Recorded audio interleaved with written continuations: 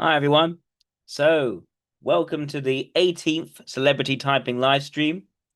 If you don't know the rules already, the idea is that I will type anyone for the next 3 hours that you want me to type. All you have to do is to make a super chat of at least $20, and then I will type the person that you suggest, assuming they are a relatively public figure that I'm able to find enough information on in order to type. So yes, without further ado, let's turn to our first person for tonight. Thank you, Isaac, for your super chat. We'll turn to George B. McClellan. Let me just share my screen so we can start. All right, George B. McClellan.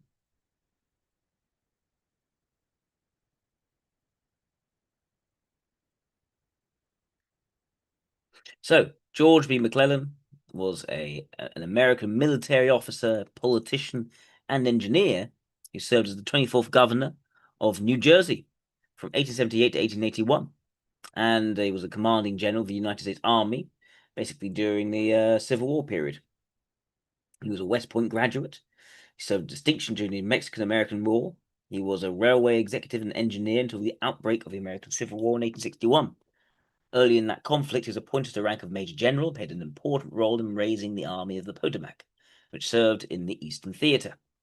And he organized and led the Union Army in the Peninsula Campaign in southeastern Virginia, and the first large-scale offensive in the Eastern Theater.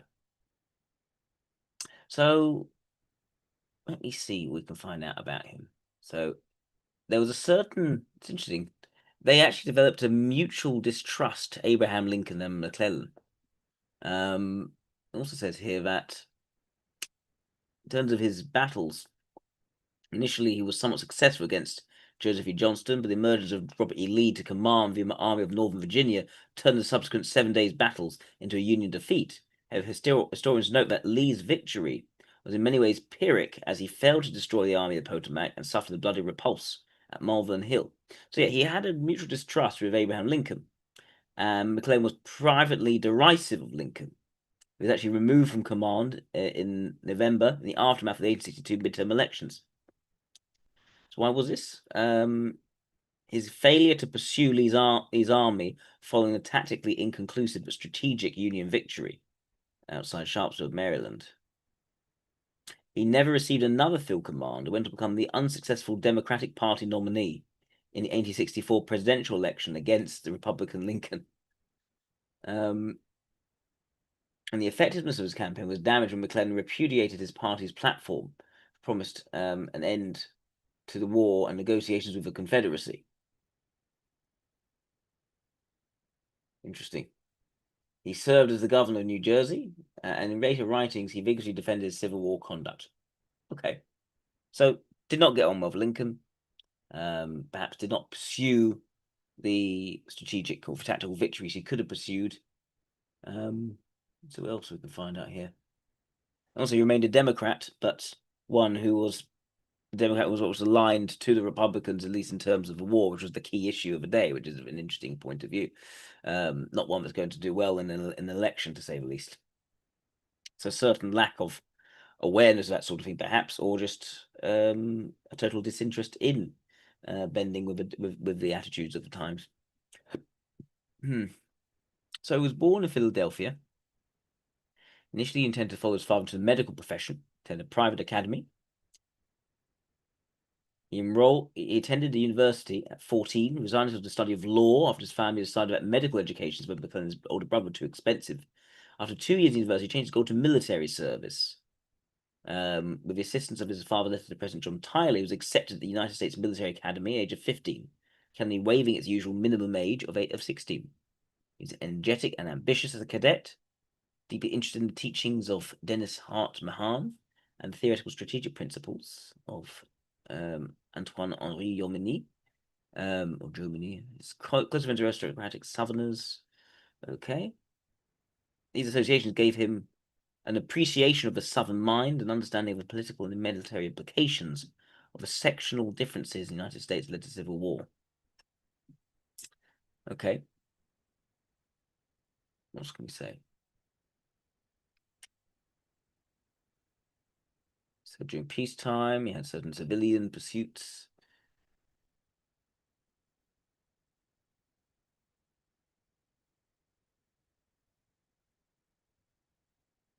So he became an engineer after his time serving in the military. Became chief engineer and vice president of the Illinois Central Railroad. Performed well in both jobs. So his success and lucrative salary. $10,000 per year is a lot of money back then. He was frustrated with civilian employment and continued to study classical military strategy assiduously. So he was really still interested in military pursuits, not in engineering pursuits. During the Utah War, he considered rejoining the army. He also considered service as a filibuster and supported Benito Juarez in Mexico. So he's really into the idea of military service. He chafed at the boredom of peacetime garrison service, but he greatly enjoyed the social life. He went to command his engineering company, which is attached to the academy for the purpose of training cadets in engineering activities. He liked social life. He didn't like the fact that there wasn't more than garrison service to do. Published a manual on bayonet tactics that he had translated from the original French. He also received an assignment to the Department of Texas. So there's a certain commitment of him to not just the fighting of war, but the understanding of tactics and getting into that sort of that intellectual side of the military.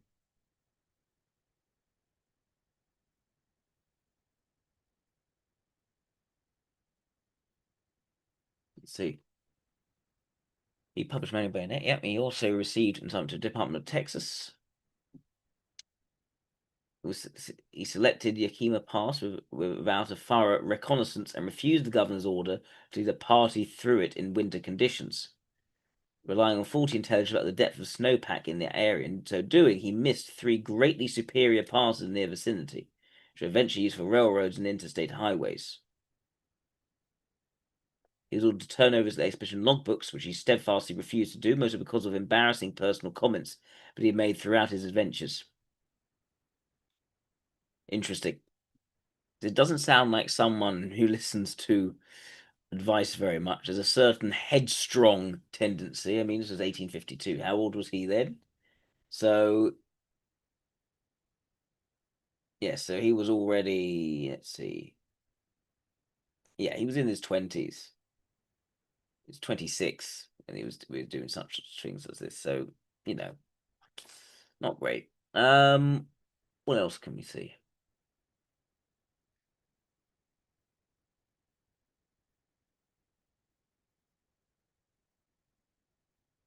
Carson wrote, McClellan was the man of the hour, pointed to by events and judged by overall weight of public and private opinion. With the commander of the military division. I was in a new and strange position here. President's cabinet. All referring to me was a strange operation of magic. I seem to have become the power of the land. I always think that were I to win some small success now, I could become dictator or anything else that might please me. But nothing of that kind would please me, therefore I won't be dictator. Admirable self-denial. Bit of a sense of humor there. Interesting. Great reviewed his morale with frequent trips to review and encourage his units, achievement in which he came to personify the army of the Potomac and reaped the adulation of his men. So he was quite popular. McClellan rejected the tenets of Scott's Anaconda Plan. Yes, I remember we were talking about Scott before. And he favoured instead an overwhelming grand battle in the Napoleonic style. He proposed that his army should be expanded to 273,000 men and 600 guns and crush the rebels in one campaign. He favoured a war that would impose little impact on civilian populations and require no emancipation of slaves.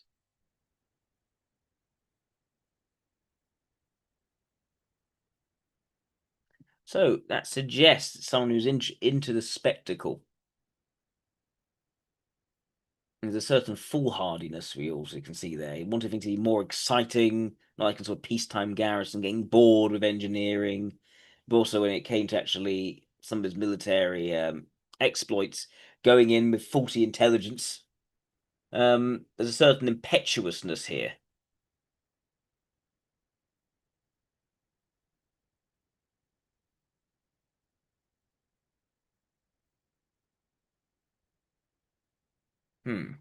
Prince campaign. I'm going to say from Alexandria, March 17th. Some dwarfed all previous American expeditions. McClellan had hoped to use the First Corps to capture Gloucester Point, plus outflank the Confederate position. Discovered that the Confederates had fortified a line across the peninsula. He hesitated to attack and instead played it safe, as Swinton notes. It is possible, however, and there is considerable volume of evidence bearing upon this point, that John McClellan, during all the earlier portion of the month before Yorktown, had it in his mind, even about McDowell's corps, to undertake the decisive turning movement by the north side of the York. In this event, it would not only be in the direction of his plan to make no attack, but it would play into his hands that his opponent should accumulate his forces on the peninsula. Yet this halting between two opinions had a result that, when he had abandoned the purpose of making the turning movement, it had become too late for him to make a direct attack. That's interesting. That does not suggest an extroverted sensation type.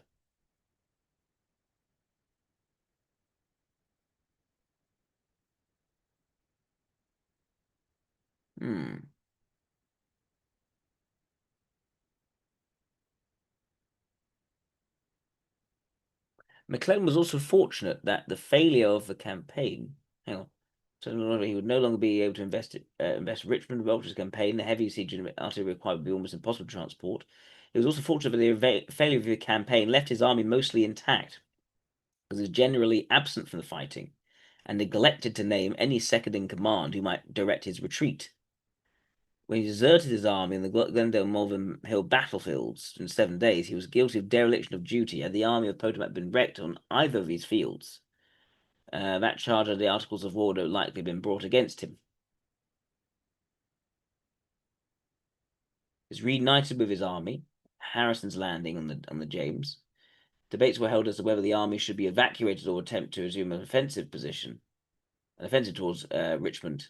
He maintained his estrangement from Abraham Lincoln with a repeated call for reinforcements by writing a lengthy letter to propose strategic and political guidance for the war, doing his opposition to abolition or seizure of the slaves as a tactic. He concluded by implying that he should be restored as general-in-chief. Lincoln responded by naming Major General Henry W. Halleck, but without consulting with informing McClellan. This is someone who likes big, bold, brash moves, overlooks key details, doesn't get on well with Abraham Lincoln. Not much understanding there from what we can see. Is clearly liked by his men.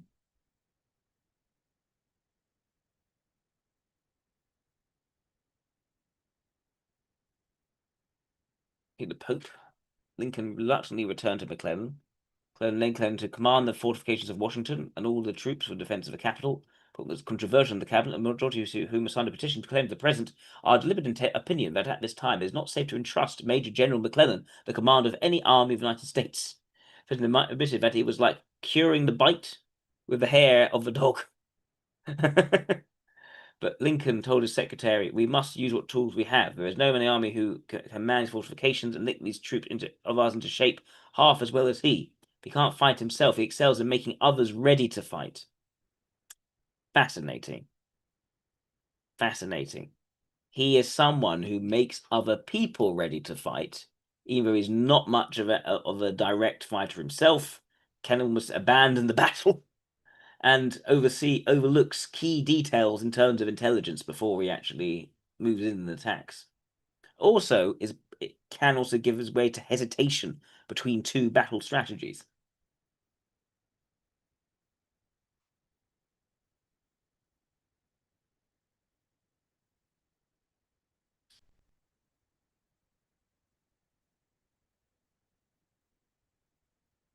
Post-war years, McClellan and his family went to Europe, not returning until 1868. This period he did not participate in politics. Prior to return in 1868, the Democratic Party expressed an interest in nominating him for president again, but Ulysses S. Grant became a Republican candidate, and his interest died. McClellan worked on engineering projects in New York City, was the position of president of uniform at the University of California, which he declined.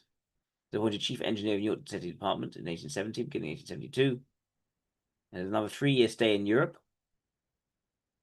Right, it's not very interesting. The concluding chapter of his political career was his strong support for Grover Cleveland. In 1884, he was interested in the position of Secretary of War in Cleveland's cabinet. His final years to travelling and writing. He produces memoirs, McClellan's own story, published posthumously, in which he stridently defended his conduct during the war. He says his final words, "I feel easy now, thank you." Right. Legacy. Probably no soldier who did so little fighting has ever had his qualities as a commander so minutely, and we may add, so fiercely discussed. This fierce discussion has continued over a century. McClellan is usually ranked in the lowest tier of Civil War commanders, and the debate over McClellan's ability and talents remains a subject of much controversy.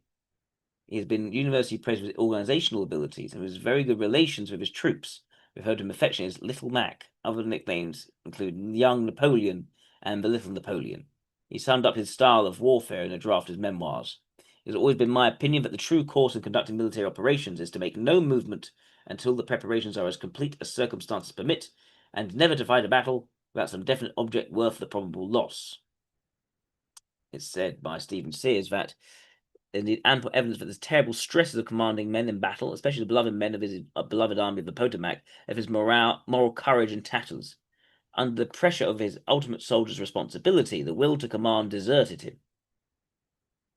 Glendale and Malvern Hill found him at the peak of his anguish in the 7 days, and he fled those fields to escape the responsibility. At Antietam, there was nowhere for him to flee to, he fell into paralysis of indecision.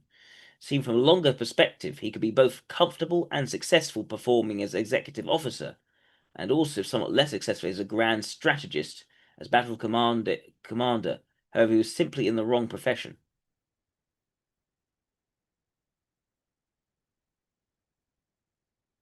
His reputation suffered his own memoirs.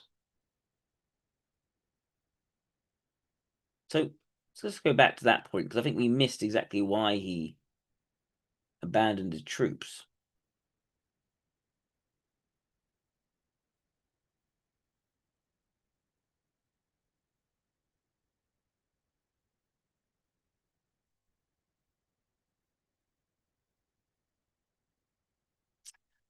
Hmm.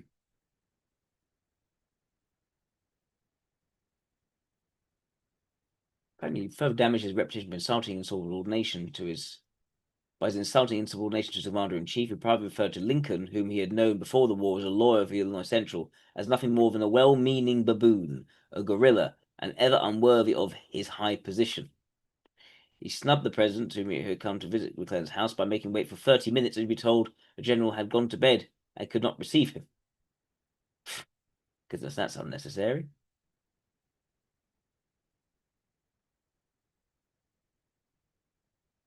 So, what do you mean by well-meaning baboons? As you said, he's got good intentions, but there's something, I guess, unpolished and maybe ignoble or lower about him as a person, unworthy of his high position. That's an interesting point of view to take. He prevented his armies from collapsing at least twice in the aftermath of the First and Second Battle of Bull Run. Historians argue he was talented in this aspect. His talent was his ability to inspire his men, essentially. But where did he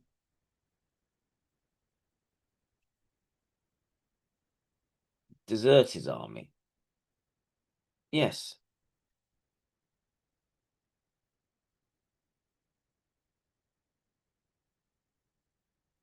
This is the Malvern Hill part.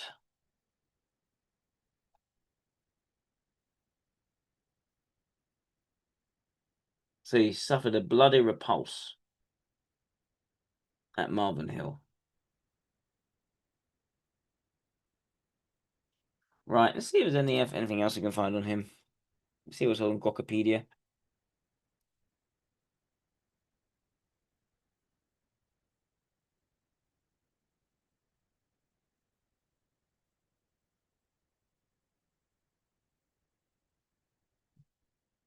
No, there's actually nothing on him.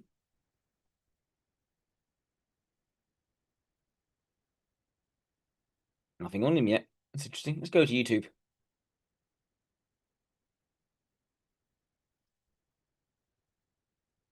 What's going on?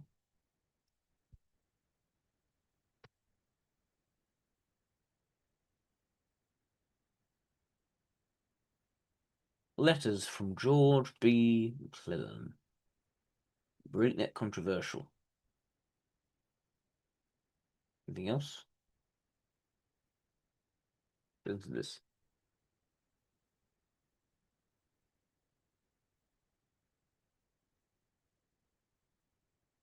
Has no general enjoyed such faith and confidence in the government and people of the United States from George B. McClellan. He had it all. Education, martial bearing, charismatic personality for putting an army and morale. Failed to leave his army pushing back to victory. Right. Mm-hmm. And the soldiers of the United States at the start of the Civil War than George Brinton McClellan. He had it all.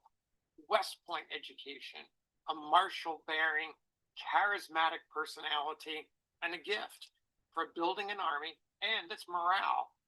This image in the collection of the National Portrait Gallery captures McClellan at the height of his fame. It's a classic pose. He's looking off camera, almost in profile.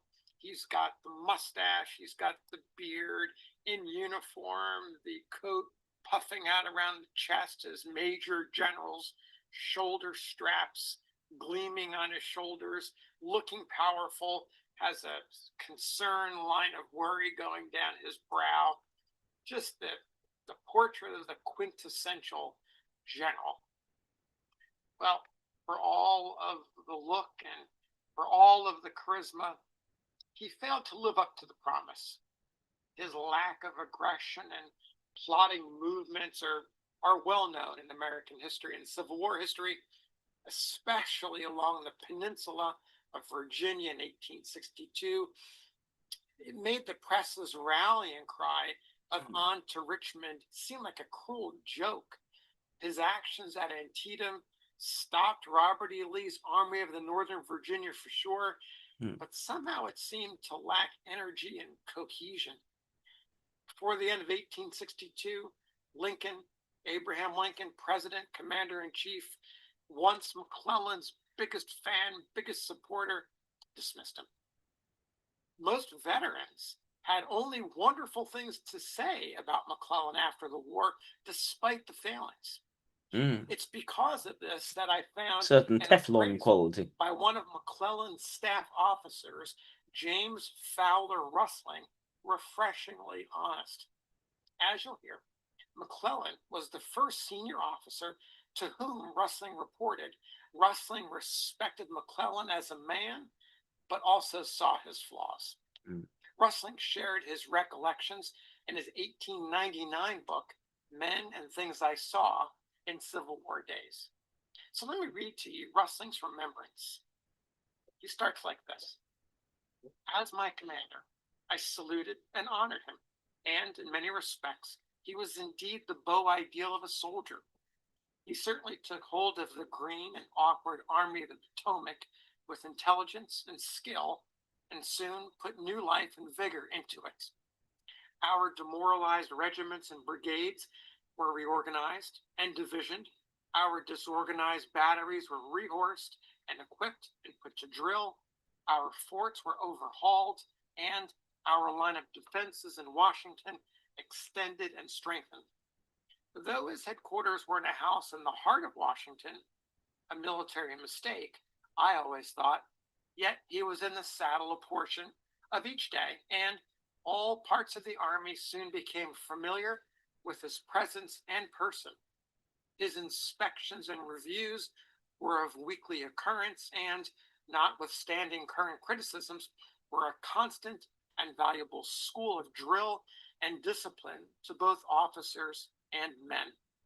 McClellan was then a moderate-sized man, apparently about 35 years of age, with a sharp, quick eye, a clear-cut nose, dark brown hair, mustache, and imperial. And he sat upon his handsome horse like a born centaur. His uniform and horse equipments were modest, his bearing was dignified and soldierly, and though his jaw and chin lacked massiveness and strength, yet, on the whole, it goes without saying, he made an excellent impression in all our camps. General McClellan was a brave man, a Christian gentleman, and an American of fine parts in many ways. I myself have seen him calm and erect and cheery in exposed positions amidst a very storm of shot and shell, while everybody else was seeking cover. McClellan was popular with the Army as a whole down to the very last. His manners were simple and unaffected. He was always in uniform, but readily approachable. His personal life and character were beyond reproach. He read Latin and Greek well and spoke both French and Spanish like a native. He was a very connoisseur in art. He knew all West Point could teach him, and indeed was as adept in all branches of the military profession, except the last and most important one of all, and that is how to fight and conquer. As an organizer and drill master and disciplinarian, we did not produce McClellan's equal during the war. The Army of the Potomac was far and away the best drilled and disciplined and equipped army we had. But there he seems to have ended with no power of getting on his legs and marching straight after the enemy and whipping him. He never knew when to take the initiative and lacked aggressiveness and fighting energy, and so he never got there when he ought to have won every time, or nearly so. He never seemed to know the value of time, a vital element in campaigns and battles.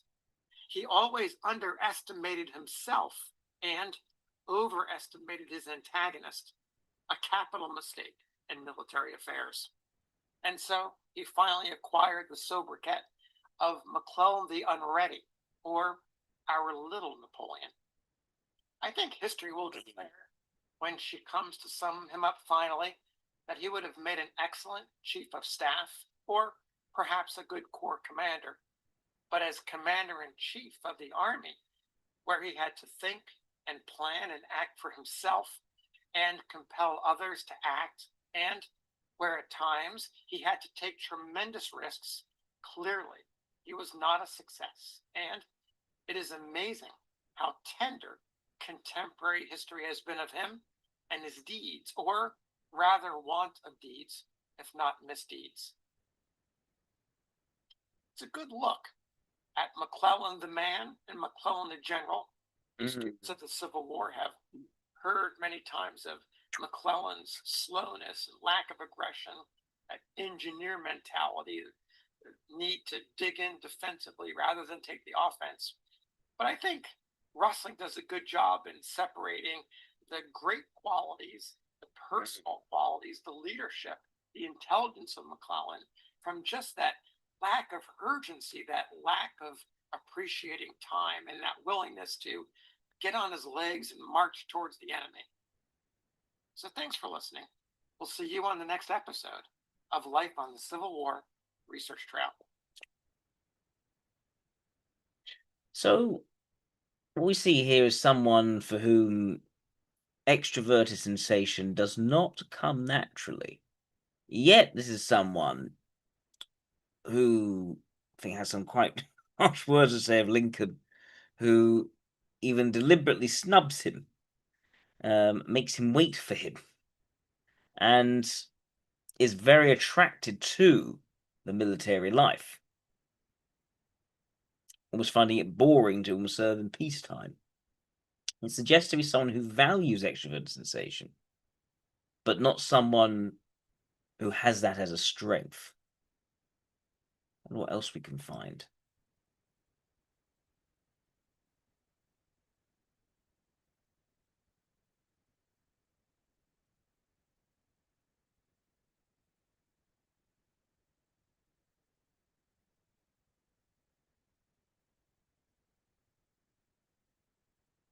Why is it taking so long?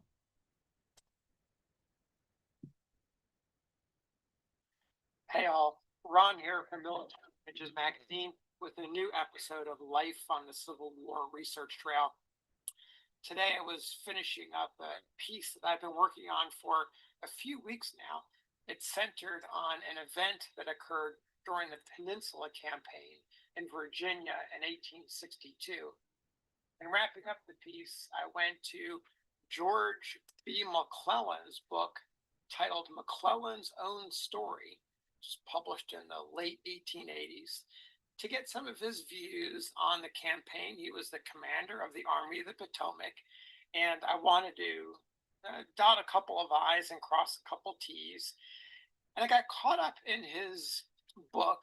I got sidetracked, actually, went down the research rabbit hole when I found out about what he had to say about President Abraham Lincoln and Secretary of War Edwin M. Stanton. You students of the Civil War know about the tension, the adversarial relationship that McClellan had with Lincoln and with McClellan. It's definitely the stuff of legend. McClellan, he was young, he was charismatic, he was brash. I think he was brash. Military, had it all going for him. He was also had an ego, huge ego. Yep. And instantly rubbed elbows the wrong way with Lincoln. Lincoln, of course, the homespun Westerner attorney, brilliant, coming at life through homespun anecdotes, just sort of oil and water. And of course, Stanton is his own man. He's homespun, then seen by McClellan as guerrilla-like. Enemy. So the three of them together, it did not go well, which explains McClellan's early exit from the Army of the Potomac, not too terribly long after the Battle of Antietam, which ended the Maryland campaign, something of a draw, and of course, the bloodiest military day in U.S. history. So in going through McClellan's book, it's a bit of a tough read because that ego is constantly there, and these passive-aggressive attacks on Lincoln and McClellan. And I thought, oh gosh, I should share these with you just to give you a sense of what I'm talking about. So I'm going to begin with his comments about Stanton. These are two passages that I'm putting together, and I've got the link here in the comments field so you can dig into the book and read it for yourself to get the complete context. But I want to give you these first two passages about Stanton. So here we go, from McClellan's own story.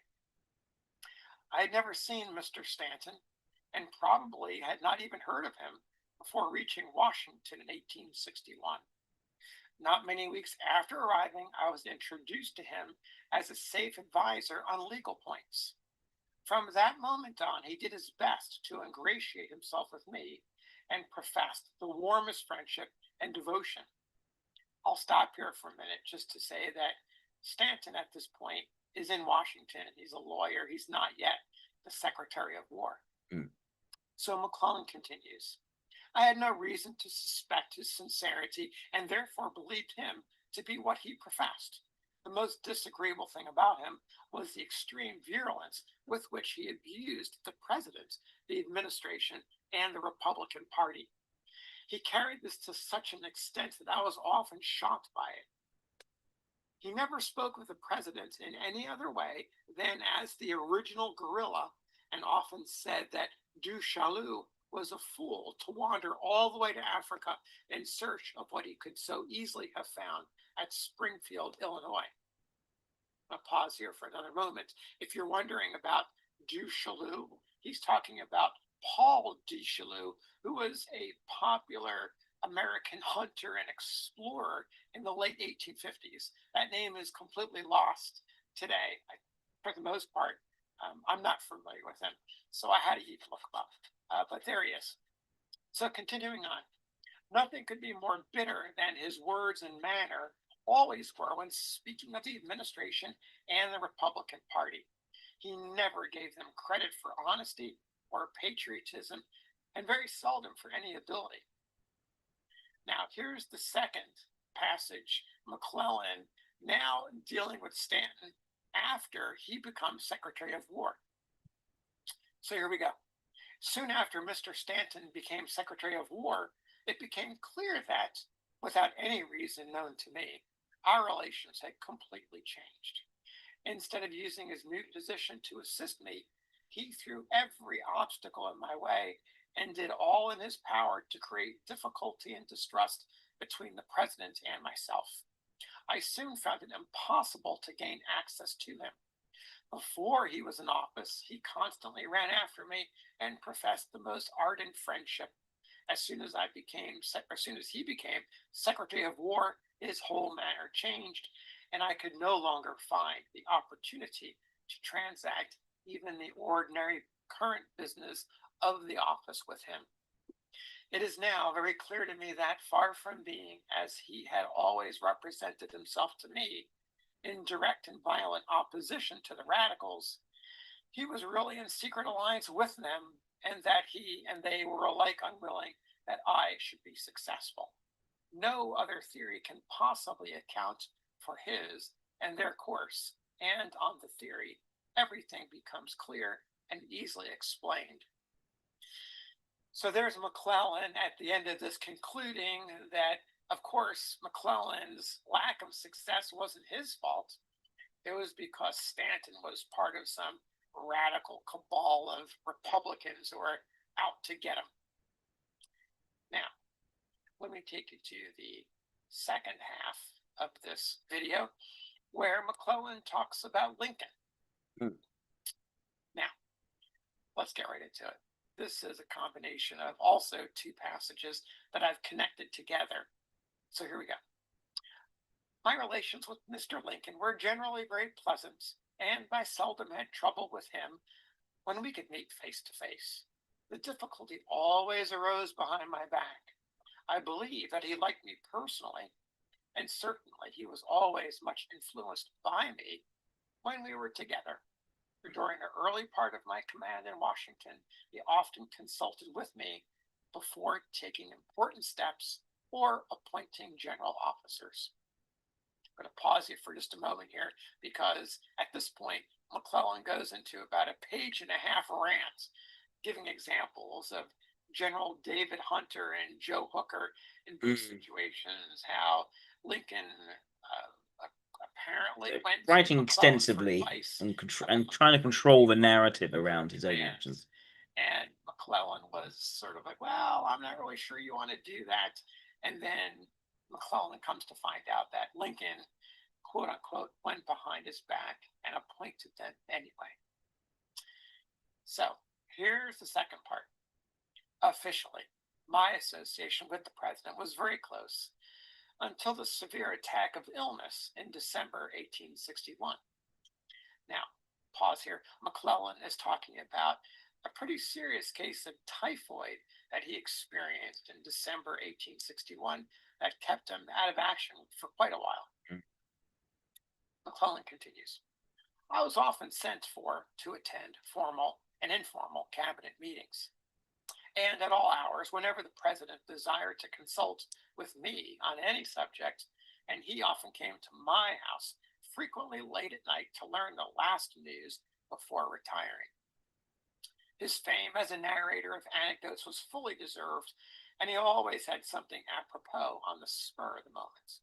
Exactly. Late one night, when he was at my Practical house, I sociomics. received a telegram Exactly from right. an officer commanding a regiment on the upper Potomac. The dispatch related some very desperate fighting that had been done during the day, describing in magniloquent terms the severe nature of the contest, fierce bayonet charges, etc., and terminated with a very small list of killed and wounded, quite out of proportion with his description of the struggle. The president quietly listened to my reading of the telegram and then said that it reminded him of a notorious liar who attained such a reputation as an exaggerator that he finally instructed his servant to stop him when his tongue was running too rapidly by pulling his coat or touching his feet. One day, the master was relating wonders he had seen in Europe and describing a building which was about a mile long and a half-mile high. Just then, the servant's heel came down on the narrator's toes, and he stopped abruptly. One of the listeners asked how broad this remarkable building might be. The narrator modestly replied, about a foot. I think says McClellan. I think he enjoyed these things quite as much as his listeners. McClellan, ha ha ha, anecdotes.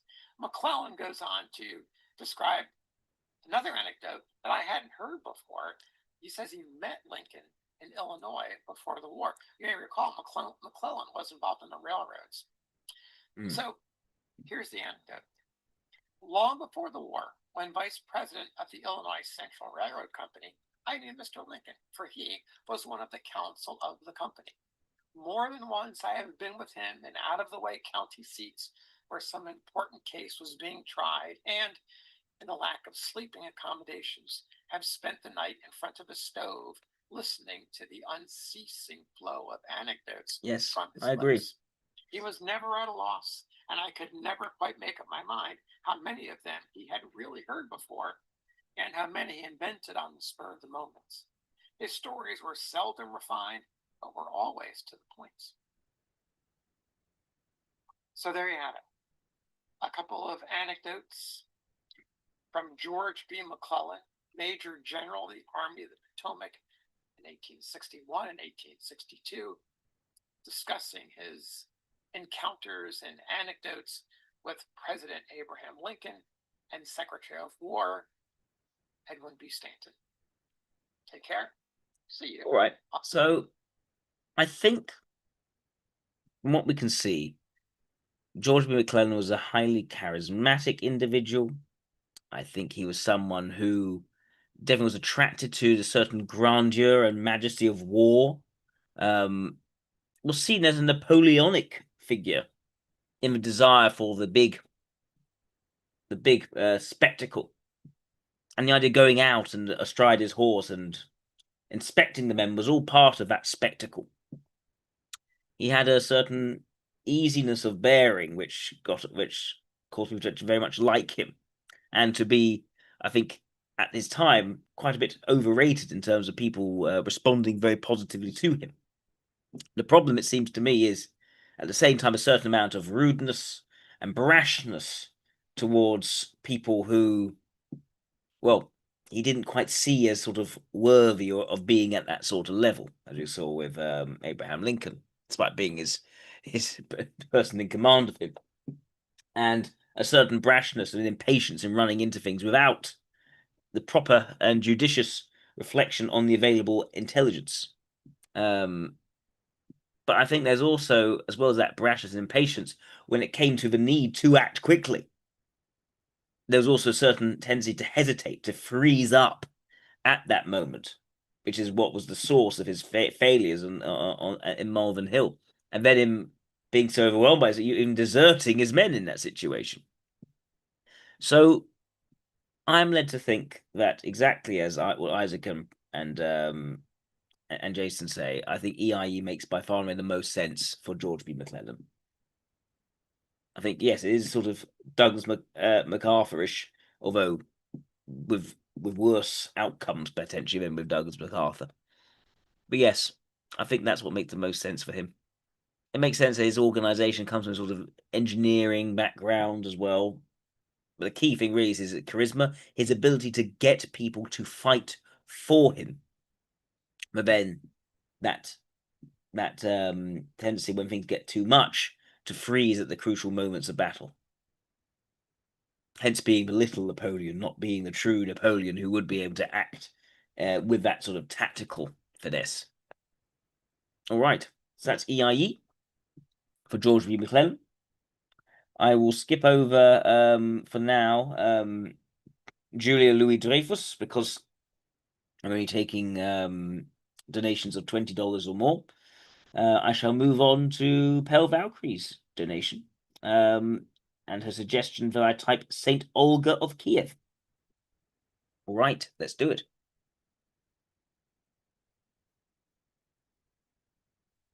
Let me go to Google first.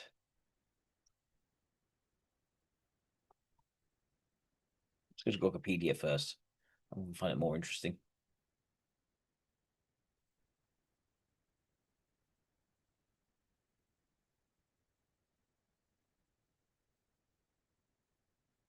Yes, exactly. There was a Teflon effect. Despite many reasons to dislike him, people still liked him.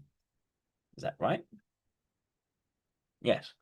Olga, Grand Princess of Kiev.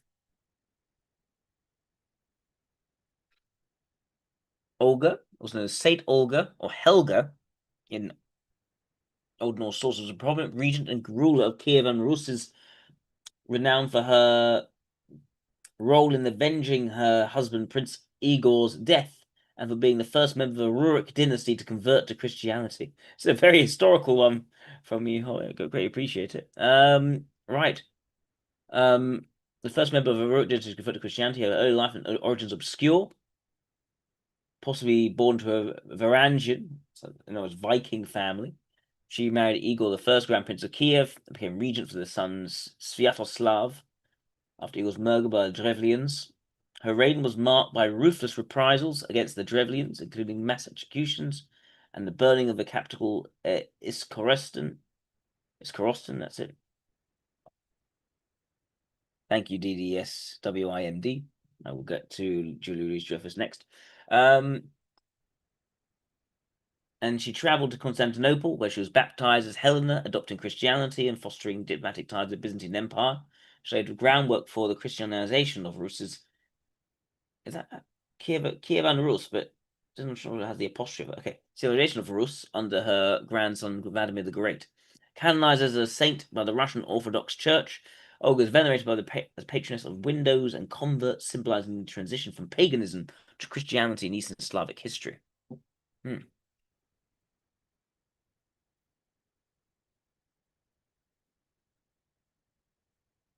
Marriage, vengeance, relations, conversion to Christianity. Let's see. There's any sort of video on her.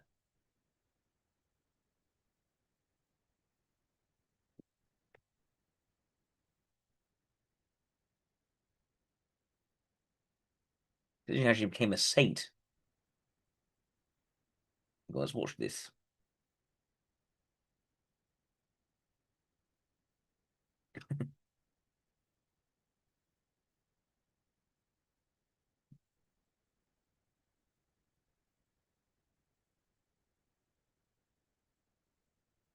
Bit slow today, isn't it? In today's video, we are covering our first saint worshipped by both the Catholic and Eastern Orthodox churches, revered for having first introduced Christianity among the Rus. These were a pagan people of Nordic descent who ruled over a vast land in the early Middle Ages, from the Baltic to the Black Sea. But her holy title should not fool you, as she did not dedicate her life solely to prayer and converting the heathen. The saint was a ruler, the regent of the Principality of Kiev, and one of the most powerful women of the early Middle Ages. Most of her life is lost to the shadows of history, while the rest has emerged from the mists of legend. In today's biographics, we're going to learn how this widow of a prince with an infant son defended her throne against insidious suitors, hostile tribes, and invading nomadic raiders. Most of all, we're going to hear the incredible story of how she avenged her husband with acts of escalating, ruthless cunning. Please welcome today's protagonist, Princess Olga of Kiev.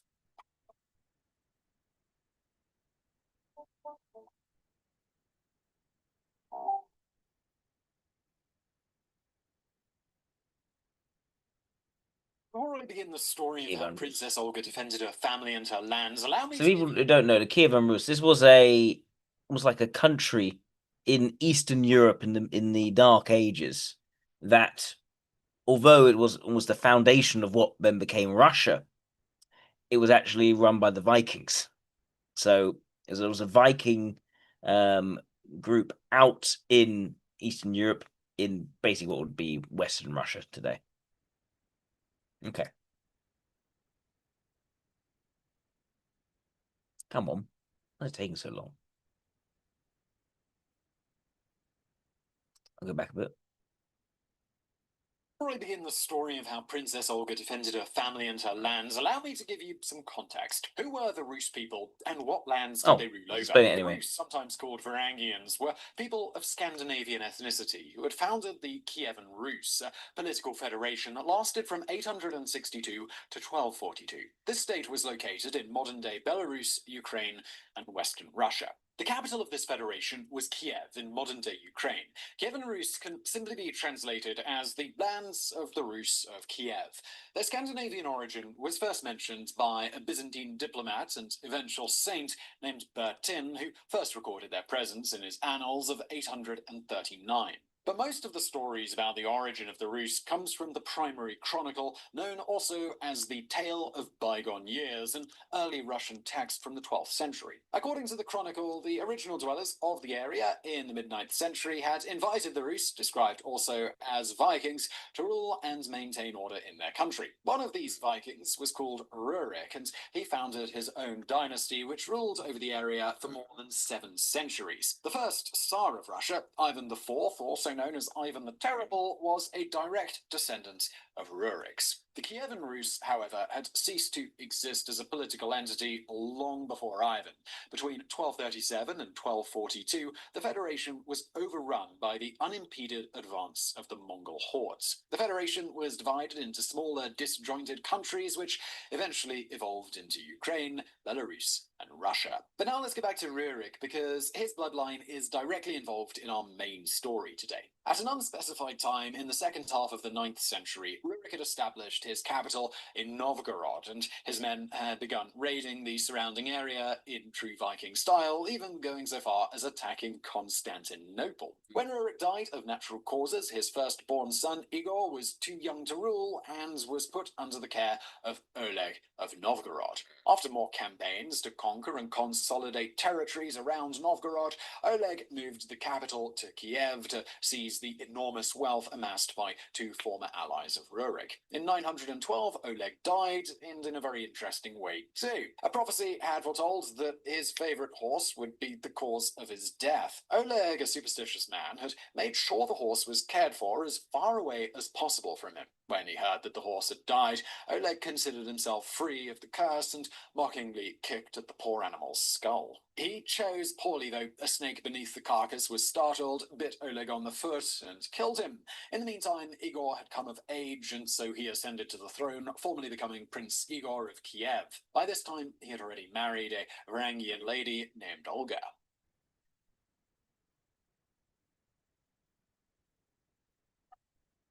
Following in the footsteps of his father and his guardian, Igor continued engaging in successful conquests, raiding the neighboring territories and exacting heavy tributes to fill his coffers. But Igor was greedy, and he wanted more. In 945, he considered paying a visit to the lands of the Drevlians, a local tribe which had been an ally to Rurik, joining his raiders in attacks against the Byzantine Empire. Later, the Drevlians had paid tribute to Oleg, but had stopped when he kicked the horse's head. Since then, the Drevlians had paid what was effectively protection money to a rival landlord. Igor saw this as a perfect occasion to collect some late payments and set off on his mission. According to the primary chronicle, he raided the land of Deriva and collected his tribute by violence. But on his way back to Kiev, he still felt a thirst for more gold and riches. He ordered his men to return home, except for a few followers. With them in tow, he rode back to the Drevlians, desirous of still greater booty. Like Oleg, he had tried his luck one too many times. His returning party was spotted by Drevlians, who reported back to their leader, Prince Mal. The prince had had enough, proclaiming, "If a wolf come among the sheep, he will take away the whole flock one by one, unless he be killed. I still haven't got to Olga. Now he will destroy us all." The Drevlian warriors then rode forth from their city of Eskoristan, massacred Igor's soldiers, and reserved him for a gruesome execution. I will leave the description to Byzantine chronicler Leo the Deacon. They had bent down 2 birch trees to the prince's feet and tied them to his legs. They let the trees straighten again, thus tearing the prince's body apart. With this threat to pose, the Drevlians planned their counterattack. They would take over Kiev itself, not by conquest, but by marriage. Prince Mal ordered for some emissaries to visit the now widowed Olga to ask for a hand in marriage. It is not clear if this was a common habit at the time, or if Mal was simply very arrogant. Back in her capital, Olga awaited for Igor's return in vain. By her side, she had her boy son, Sviatoslav, who was too young to fight, let alone rule. Mal's idea was that by becoming his stepfather, he could influence the little prince into doing his own bidding. So the delegation of Drevlians sailed a boat along the river Dnipro. Marl had sent 20 of his best advisors to put forward his proposal, clearly believing they would be welcomed with open arms. This is when the primary chronicle, and our own story, centers on Olga. The princess sent her own emissaries to ask for the reason of the Trevelyan's visit. They announced that they had slain her husband because he was like a wolf, crafty and ravening. They also said that Prince Marl was a good leader and that Olga should come to the land of Deriva and marry him. Olga's reply was what the delegation expected. In fact, she said that their proposal was pleasing to her ears, but asked for the delegates to wait on their boat and that they would be picked up the following morning. As the 20 Drevlians waited, Olga at the hall of her castle prepared to give them their deserved welcome. The morning after, when the Roos came to collect the Drevlians, the latter demanded to be carried into the castle in their own boat. The Roos complied, as this was the same order they had received from Olga. When they arrived at the castle, they found the surprise that lay waiting for them. During the night, the princess had commanded for a large, deep ditch to be dug within the castle walls. The Drevlians did not have time to react, as the Roos held them, boat and all, inside the trench. The delegates protested to no avail, as Olga ordered they be burned alive. With her simple trap, the princess had wiped out a large part of the enemy leadership. This, though, was only the beginning of her revenge.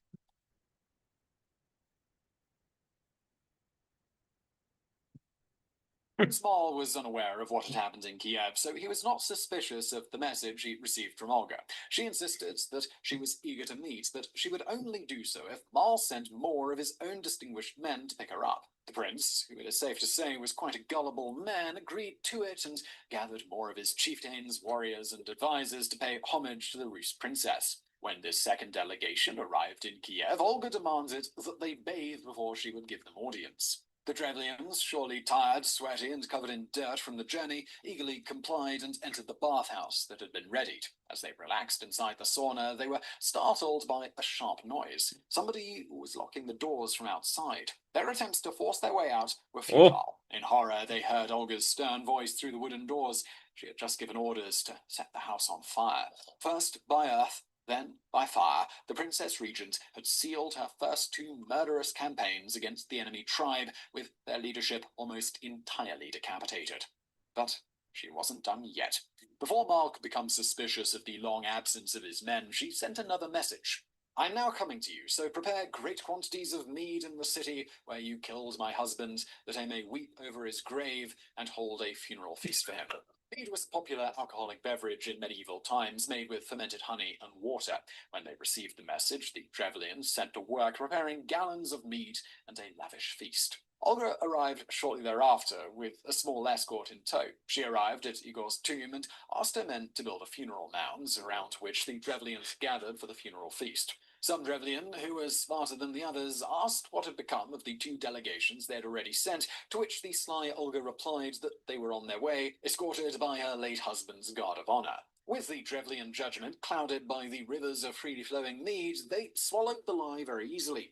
Olga asked her men to wait upon the Drevlians, ensuring their cups were never empty. She waited patiently until they were all drunk, and at her signal, the massacre started. Taken by surprise, her enemies fell one by one under the blades of the Rus. According to the chronicle, 5,000 Drevlians were cut down at the Red Funeral.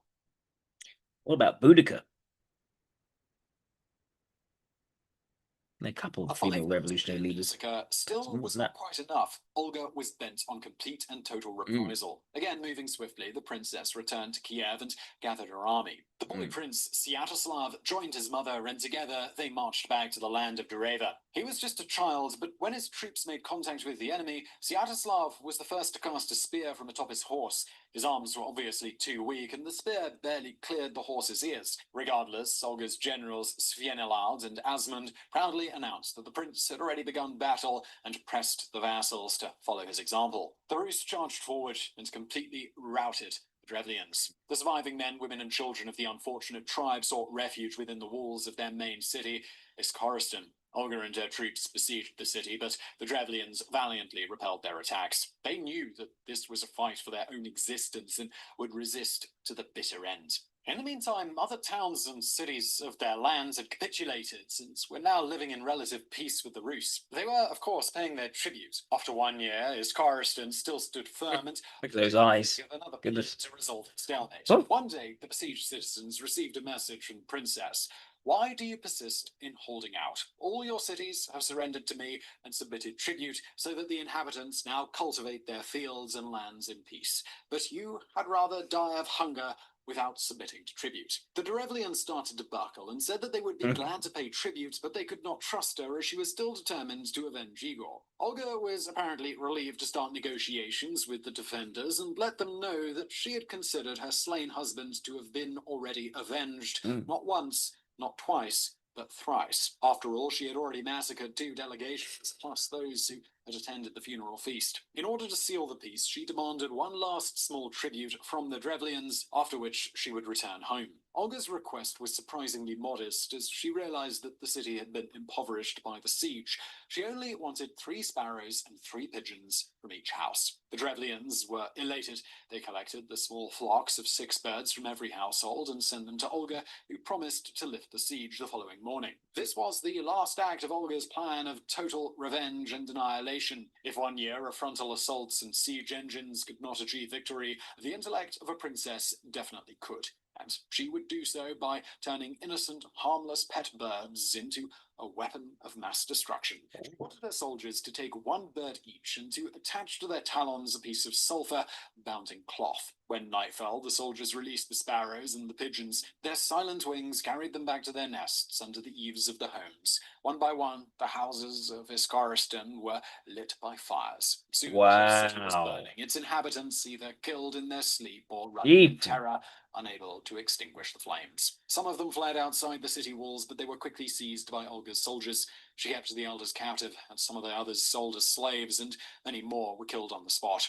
This was the final and total triumph of Princess Olga of Kiev, victor of Iskaristan, scourge of the Drevlians, mother of sparrows. That one's hard to believe.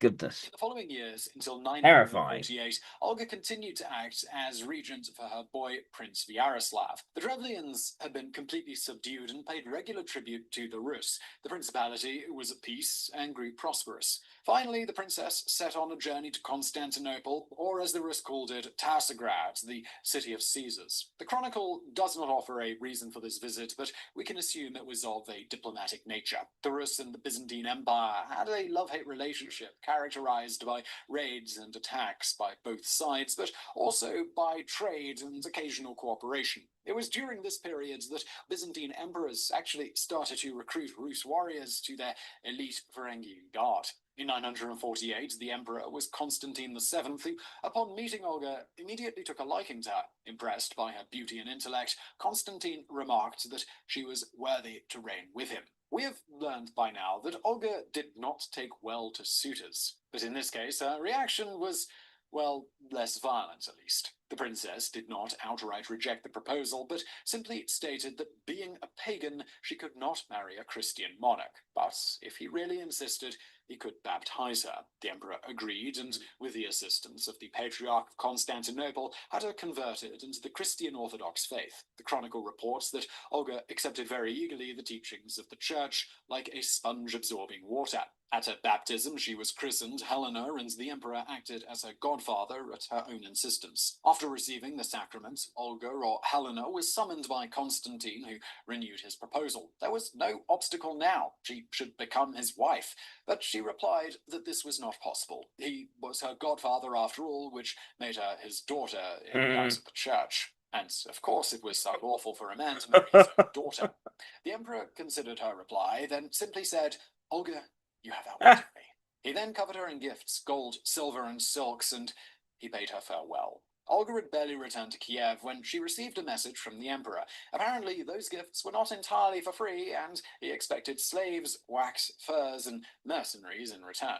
Olga was unfazed, and she simply replied to the Byzantine envoy that she would pay back her due only if the Caesar was willing to spend as much time in Kiev as she had spent in Constantinople. It is not recorded whether the emperor paid her a visit, so we will assume that he didn't, and she had outwitted him yet again.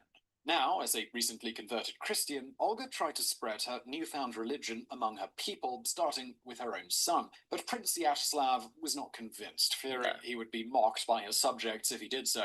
Olga accepted this refusal as her only defeat so far, but according to the chronicle, she prayed day and night for God to forgive the heathen souls of Sviatoslav and the Rus. By 956, Prince Sviatoslav had come of age, and hungry for conquest, he built a valiant army and set off on several lengthy campaigns away from Kiev. When he was away, the land of the Rus was invaded by the Pechenegs, a nomadic tribe. They swept through the country and eventually attacked Kiev.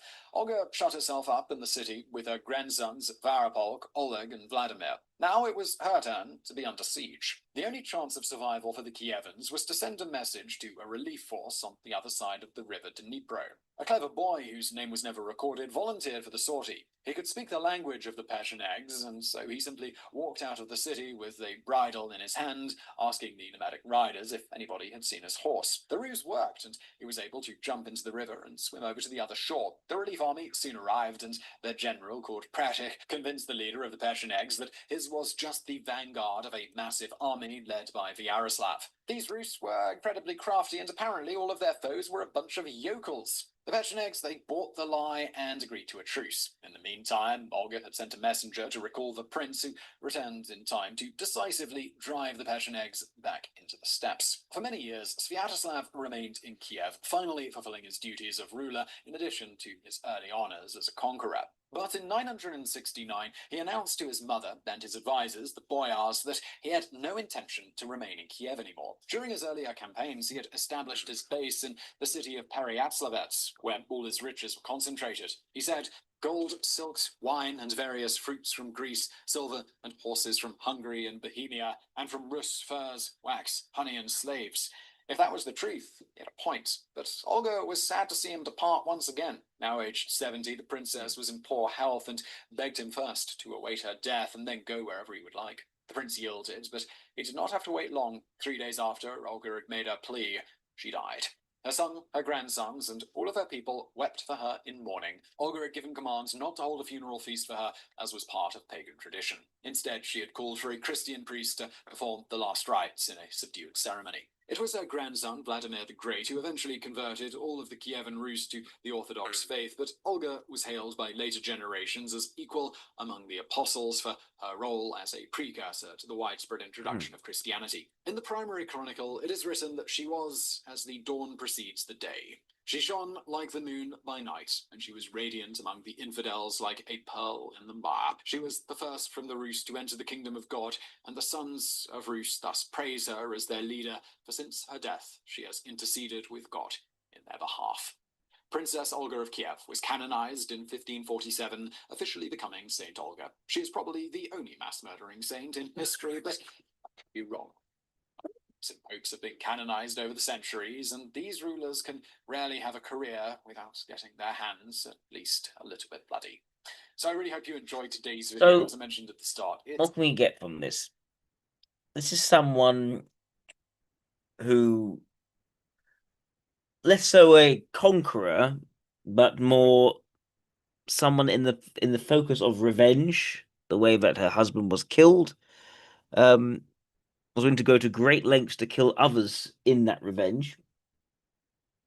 In doing so, was able to outwit other people, was able to understand both her leverage with people, but also to some degree, such as in the case of the Byzantine emperor, some of the technicalities and rules are to allow her to get away with something. It's interesting that the idea about the sulfur and the sparrows, that's fascinating, and how she understood how to do that as well. But yes, this is someone who understands how to use leverage, is clearly a highly audacious person in the pursuit of said revenge, and at the same time seems to have very sincerely taken on the Christian faith.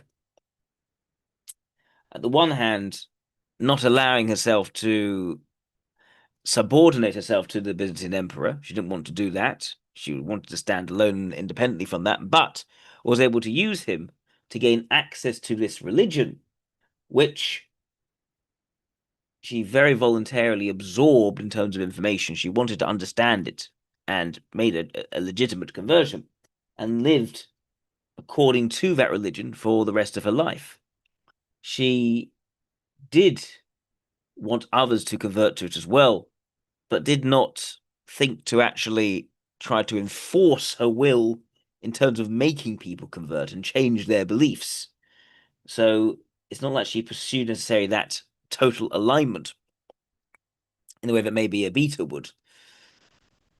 I'm inclined to think from this that we have a gamma type. Potentially an ESI. I mean, that's sort of the sort of stereotype that comes to mind, but isn't well substantiated. I'd like to see more to know if I can find out anything else. But we'll need to see.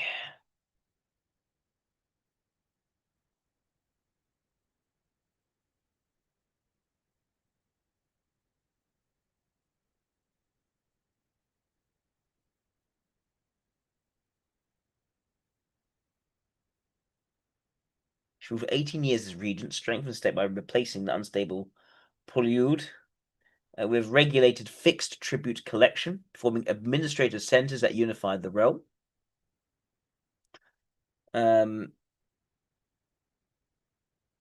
Yes, this sort of brutal strategic vengeance against the Drevlians. These accounts are seen as hagiographical. So that was not necessarily true, especially, and I did find it quite hard to believe the sparrows bringing the sulfur. That's hard to believe. They represent her as a powerful protector of her dynasty and a shrewd, ruthless leader. In the pursuit of avenging a husband, she was utterly ruthless. Again, for largely, I think, personal reasons. Due to a pioneering role in bringing Christianity to the region, Eastern Orthodox Church honored her as an equal to the apostles, etc., etc.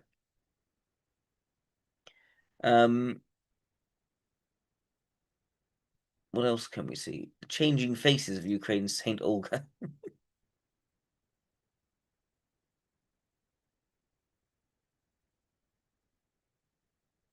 Okay, that's not even relevant. No. Different thing there.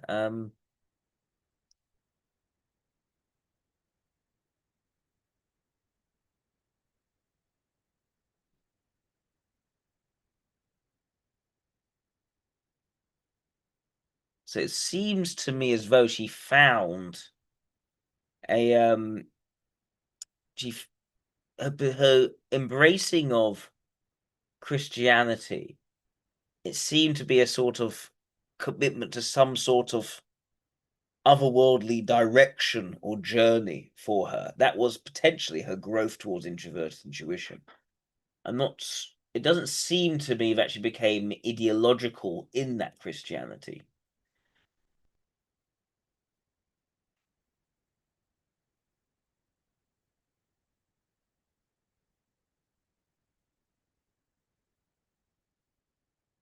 Let's see.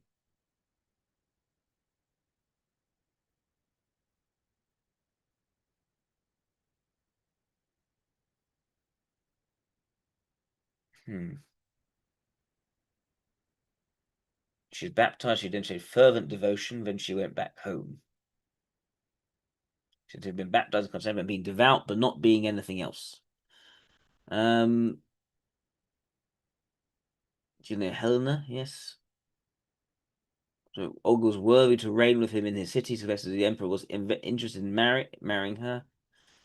Her desire to Constantine's desire to take Olga's wife is stemming from the fact that she was fair of countenance and wise as well. Someone clearly with a good head on her shoulders, who was also not unattractive. Asked the emperor to baptize, knowing that the baptismal sponsorship within the marriage reason this kind of spiritual incest. Her desire to become Christian had been genuine. This request was also a way for her to maintain political independence. Exactly. She preserved her independence. She did not allow him to decide the nature of their relationship. She would decide the nature of their relationship. But she would take in his way of thinking. And she would take from him that faith, that philosophy, that approach to the world, even while protecting her relationship from him and not subordinating herself to him.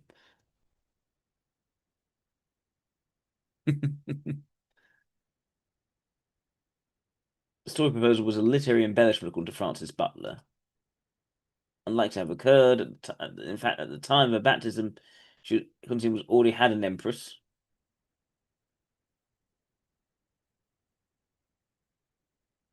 Hmm.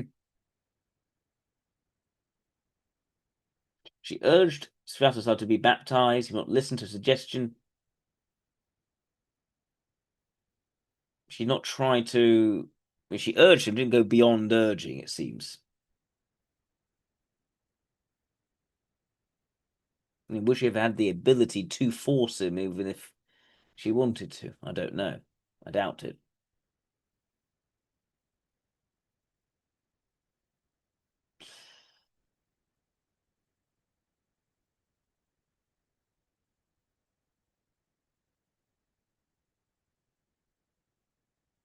She was announced his mother and his boyars. I do not care to remain in Kiev, but should prefer to live in the Pereslavets and Danube, since that is the centre of my realm, which are concentrated. Olga made reply, "You behold me in my weakness. Why do you desire to depart from me?"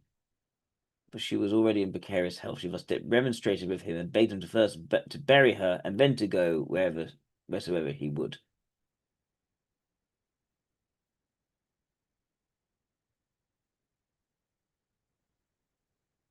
On her death, it seemed that Olga's attempt to make Kiev a Christian church has been a failure. Nonetheless, Olga's Christianizing mission would be brought to fruition by her grandson Vladimir.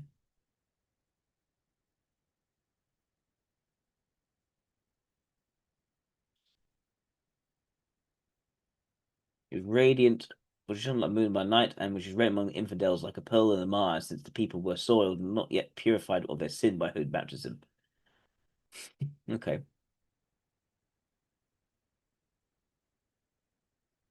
She wasn't an effective proselytizer. I think it's important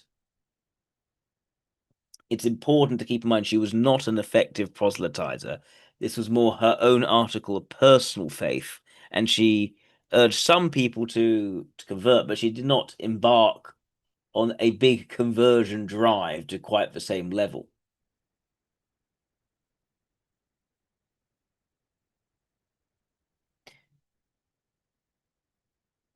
Isaac is suggesting maybe she's SE instead of ESI. Yeah, I mean, what I see from her is not someone who's impetuous, but rather someone who, when she engages in force, is very much in line with the vengeance. It's very much a sense of, you have taken my husband from me, I will bring you to ruin. And then, other than that, her actions, such as outsmarting Constantine, sounds to me to be more sort of on the defensive. It strikes me as, doing what she needs to preserve her independence, rather than necessarily going off and actually further expanding any kind of power. Instead, her role in as steward seemed to me to be actually administrative, setting up a more centralized administrative form of tributaries. We can see some degree of introverted logic, actually, in what she ended up bringing to the Kievan Rus. So I'm not convinced of SEE really for her. I think extrovert sensation as a creative function makes a lot more sense, it seems. And despite the fact that she embarked this bloody path of vengeance, she is seen more as a sort of supposedly wise character, someone who is intelligent, someone who has some degree, I imagine, of restraint rather than wildness. Which, but again, when angered, is hell hath no fury. It I'm reading between the lines that suggests to me that the extra station is not in the front seat so much as in the area of strength for her, which is why I'd say it maybe is a creative function rather than a leading function, and there may be some more introverted sensation in the background there.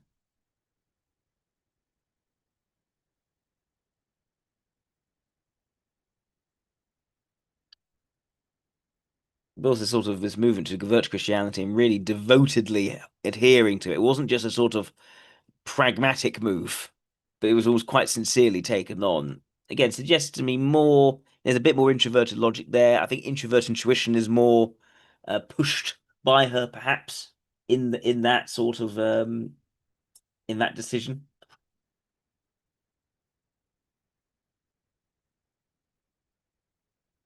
Yeah, so I'm leaning more ESI than SE for her.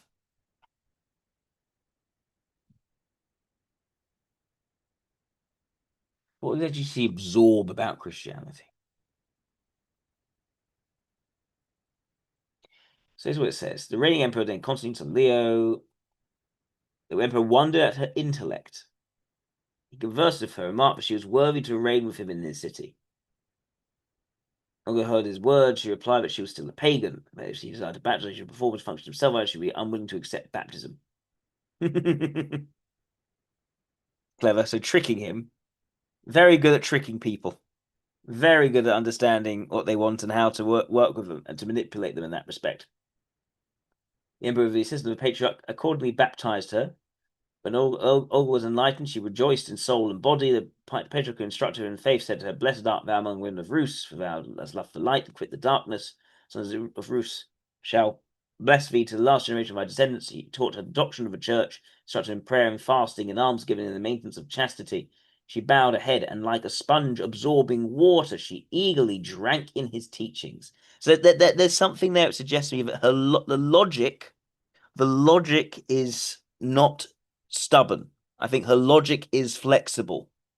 That makes sense to me as extroverted logic as a suggestive function, if anything. I don't think an SCE would be like that, to be honest. Instead, what I see is the introverted ethics and the introverted intuition being where she takes more of a driving seat in this.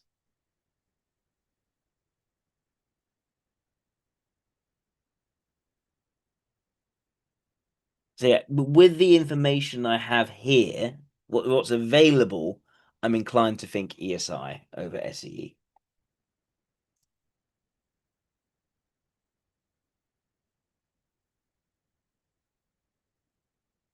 Anything else? Maybe there's some quotes. Maybe there's some quotes. I doubt it, though. We shall see. See all of Kiev quotes. That's an important point.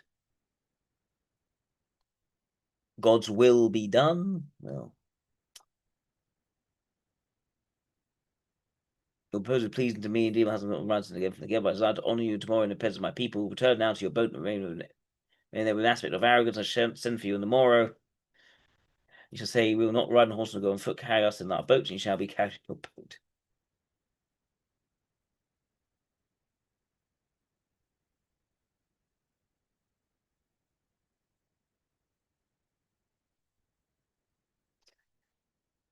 Yeah.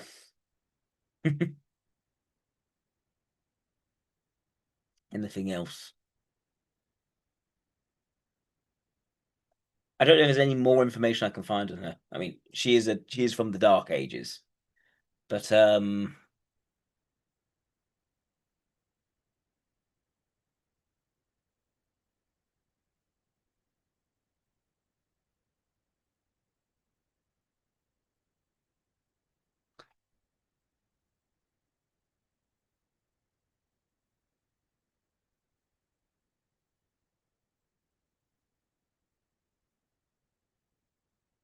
brave and good, but she wasn't nice. I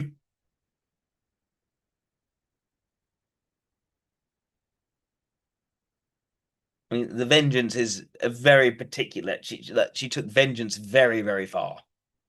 She really took that far. At least according to the story.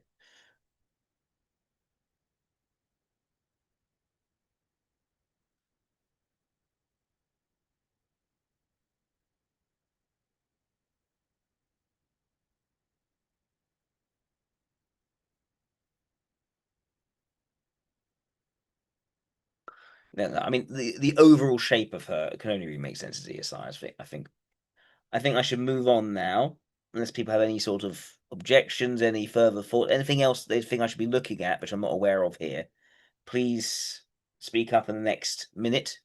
before I move on to Julia Louis-Dreyfus.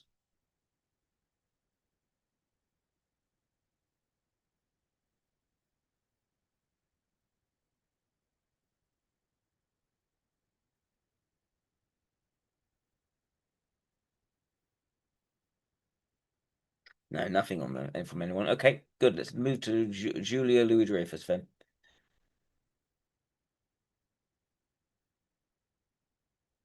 Here go Wikipedia.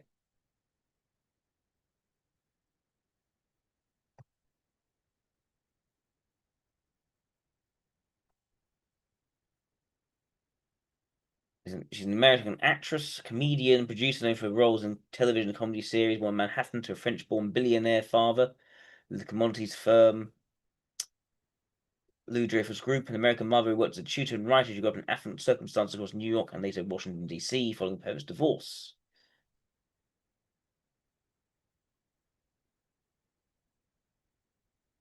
Let's see.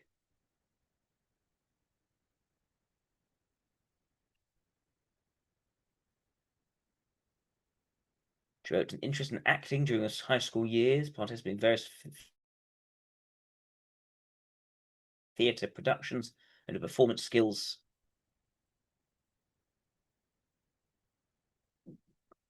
Upon graduation from Northwestern University, she became a member of the Practical Theatre Company in Chicago, improvisational ensemble that produced original sketch comedy and revue style shows. She joined Saturday Night Live as a featured player for its 8th season. 1 years old, she was the youngest female cast member in the show's history to that point, performing sketches alongside castmates Eddie Murphy and Joe Piscopo. Initial SNL rehearsals as challenging, citing an excruciating first table read in the high-pressure environment. She also later reflected on elements of sexism in the show's culture during her years there, including instances of female cast members faced disproportionate scrutiny or limited sketch opportunities compared to male counterparts.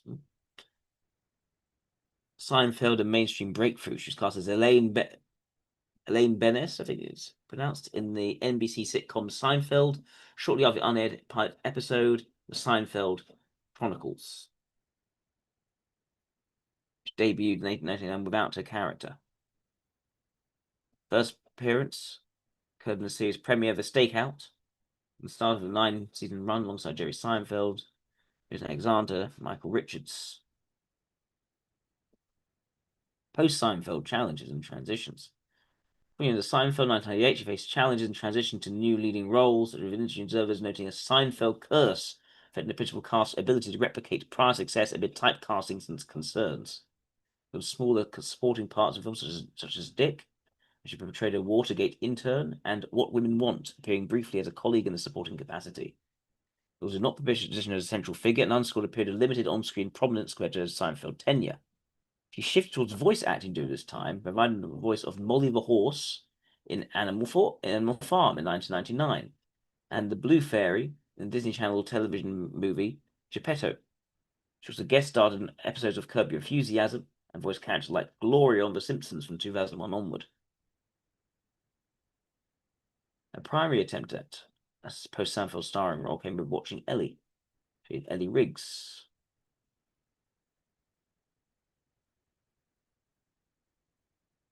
She has innovated but struggled with audience engagement and mixed reviews, but praised her performance, but criticized the gimmicky structure and derivative plots. Okay, there's not much as personality relevant here right now. Comedic style features physical expression, precise timing, and improvisational reactivity rooted in their early training with Chicago Second City Improv Troupe and Northwestern University's Meow Show in the early 1980s. It enabled her to infuse characters' spontaneous energy into improvisation of the line, "You want a Christmas card," during a Seinfeld scene, where she responded organically to Jason Alexander's prompting, a physicality marked by exaggerated gestures, facial contortions, body language. So there's a core element, particularly in portraying Elaine Benes, whose iconic shove gesture originated from Louis Dreyfus's own pre-Seinfeld habit of playfully pushing friends.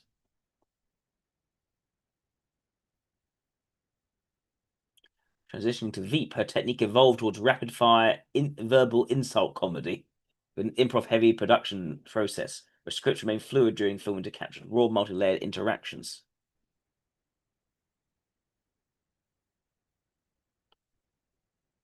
Okay.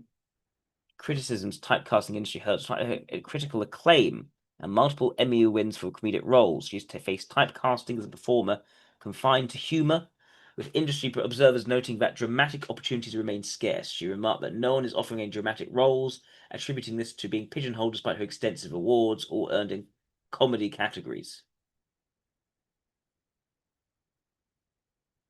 This echoes earlier career phases, where she felt relegated to stereotypical female parts like nurse or whore, limiting her versatility in a male-dominated sketch environment. Post-Seinfeld, she encountered a professional fallow period marked by unsuccessful auditions and failed development deal at Warner Brothers due to subpar writing. She's dismissed as a Seinfeld curse, a media-coined narrative suggesting the cast struggled post-show as moronic and press-invented, pointing to her subsequent success through early period pilots like Watching Ellie were cancelled after limited runs, highlighting transitional hurdles in securing viable projects.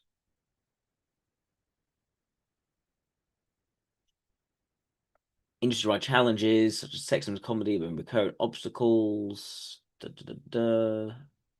She'd critique broader perceptions and comedy that women aren't as funny as men. A bias her husband Brad Hall noted persisted in the 1980s. She actively lobbied creators, Seinfeld and Larry David, for more substantive material for Elaine Benes, as initial seasons marginalized her character, requiring persistent advocacy to integrate her fully into storylines. So this sounds to be like quite a physically active person, someone quite comfortable in comedy, but wanting to do more. A certain amount of ambition there, certain energy for lobbying and persuading, and a very sort of expressive character. Cultural positions, okay. Environmental protection, climate change mitigation. She had a breast cancer diagnosis and had a chemotherapy, double mastectomy, became an advocate for cancer research and survivorship, fundraising campaigns. She called for universal healthcare access, yada yada yada. Supported reproductive rights initiatives. Lots of philanthropy. Okay. Reason political correctness. She responded to various times criticism of political correctness, stifling comedy, saying that political correctness, insofar as it relates to tolerance, is absolutely obviously fantastic. However, by affirming her belief that communities should retain the right to satirize any subject while emphasizing that maintaining sensitivity audits perspectives, having an antenna about sensitivities, such as so as a constructive guide rather than impediment. She characterized frequent complaints from comedians about political correctness as a potential red flag, in terms of such rhetoric as indicative material that may be rely on unexamined power imbalances or punching down at vulnerable groups, etc., etc., etc. Sort of soft left stuff. All right. Yeah, consistently endorsed Democratic candidates. Unsurprisingly, her political actions drawn backlash, particularly for defending political correctness in comedy against, yes, Simon has argued that extreme left and political correctness hindered network TV comedy by limiting scripts, a view later efforts countered by emphasizing comedy's revolution, heightened sensitivity towards marginalized groups, yada yada yada yada. Okay, let's see an interview of her. Well, let's actually see some of her comedy first of all.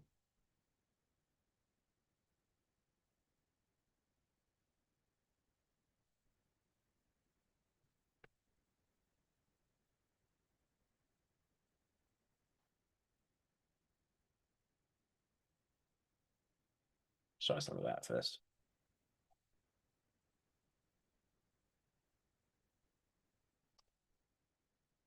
You don't think she'd yada yada sex? I've yada yada sex. Yeah.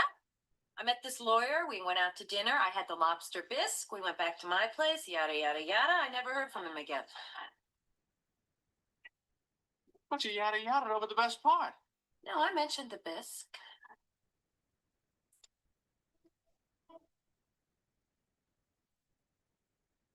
The astronaut.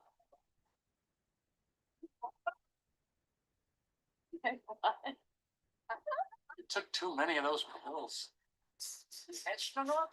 Say it. Astronaut. Astronaut. Good. Okay. What about last year when I took him to the hospital every day? Did he ever say thank you? Oh God, Uncle Leo. Hello. Morty, are you nervous? What nervous? What's with the sunglasses? Who are you, Van Johnson? I got a black eye. Hello. My name's this is my Aunt Stella. Stella.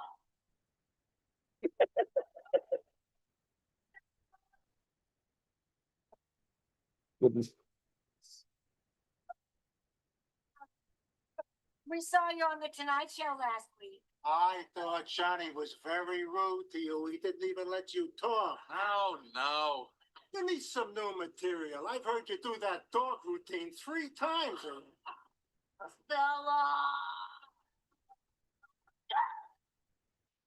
So, did you hear this message? It was unbelievable. Really? I can't get over it. Sexy? This woman drove us out of our minds. Like, how did she sound? She had this throaty, sexy kind of whisper. Really, Jerry, I want to slide my tongue around you like a snake. Oh.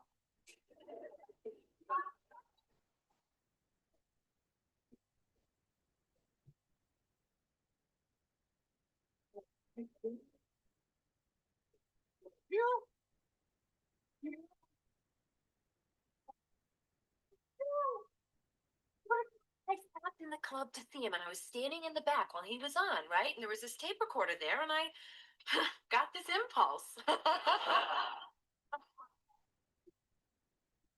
She's a very expressive actress. Listen, promise me you won't tell him, okay? I want to have a little fun with this. I had no idea you were filled with such sexuality. Oh, that was nothing. I wonder what happened to my fiance. I know he's here somewhere. Ellen, have you seen my fiance? He's upstairs. Are you going upstairs? Tell my fiance I'm looking for him. I have lost my fiance, the poor baby. Maybe the dingo ate your baby. What? The dingo ate your baby.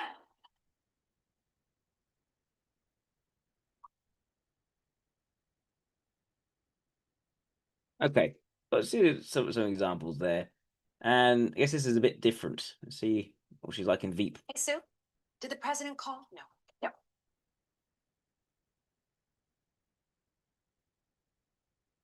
I live on a regular street in real America with real trees and real cars. We do have real cars Wait on for the it. street. I'm not sure Look at Laurie. what a fake car would be. Sadly. I should be president or something. Look at this. What is it? They're calling you the no BS VP. Damn right they are. I mean, hiding everything, Quite physical as well. These. Some paper is calling you the Europhobic Khaleesi from DC. Europhobic? Seriously? What is that supposed to mean? I'm scared of subtitles? Ma'am, Yes. the Listen to Rural America program that you okayed with POTUS after the midterms is looking set Now to what? air. Why don't you put on your running shoes and get to the f***ing point, Jonah? Oh, Sue, did the president call? No. No. Dan, did your boyfriend know anything about this? I was trying to use Jonah for intelligence. That's like trying to use a croissant as a f***ing dildo. I thought No, that no, no. Let me be more clear. It doesn't do the job, and it makes a f***ing mess. Sue, Okay, let's get an interview.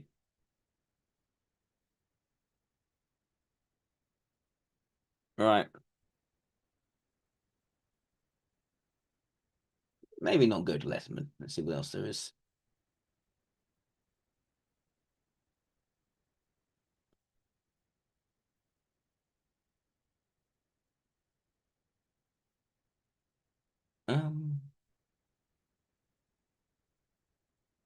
Maybe this one? No. Let's be a better one than that.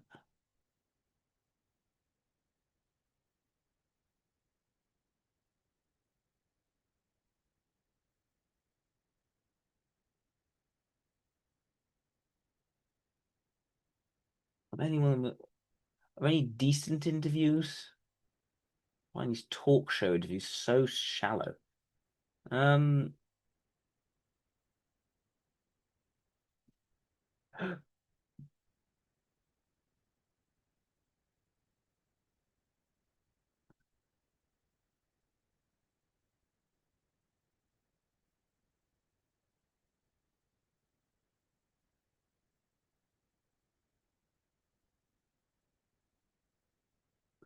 Deep interview? No. Long interview? I don't know.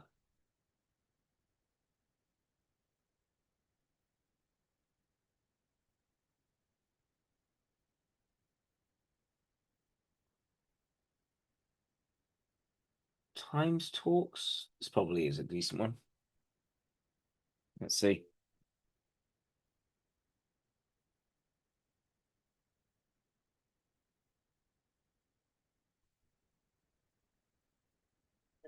This is probably going to be a decent interview.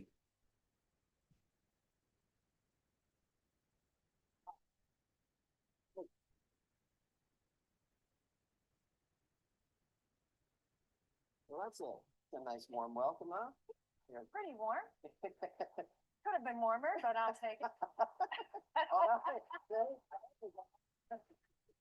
That sounds like an extroverted, ethics-oriented thing So- to say. Like being at the time for again 2 nights in a Yeah, row. that's right. I was here last night for. One where the extrovert ethics is in a position of confidence rather than lacking confidence.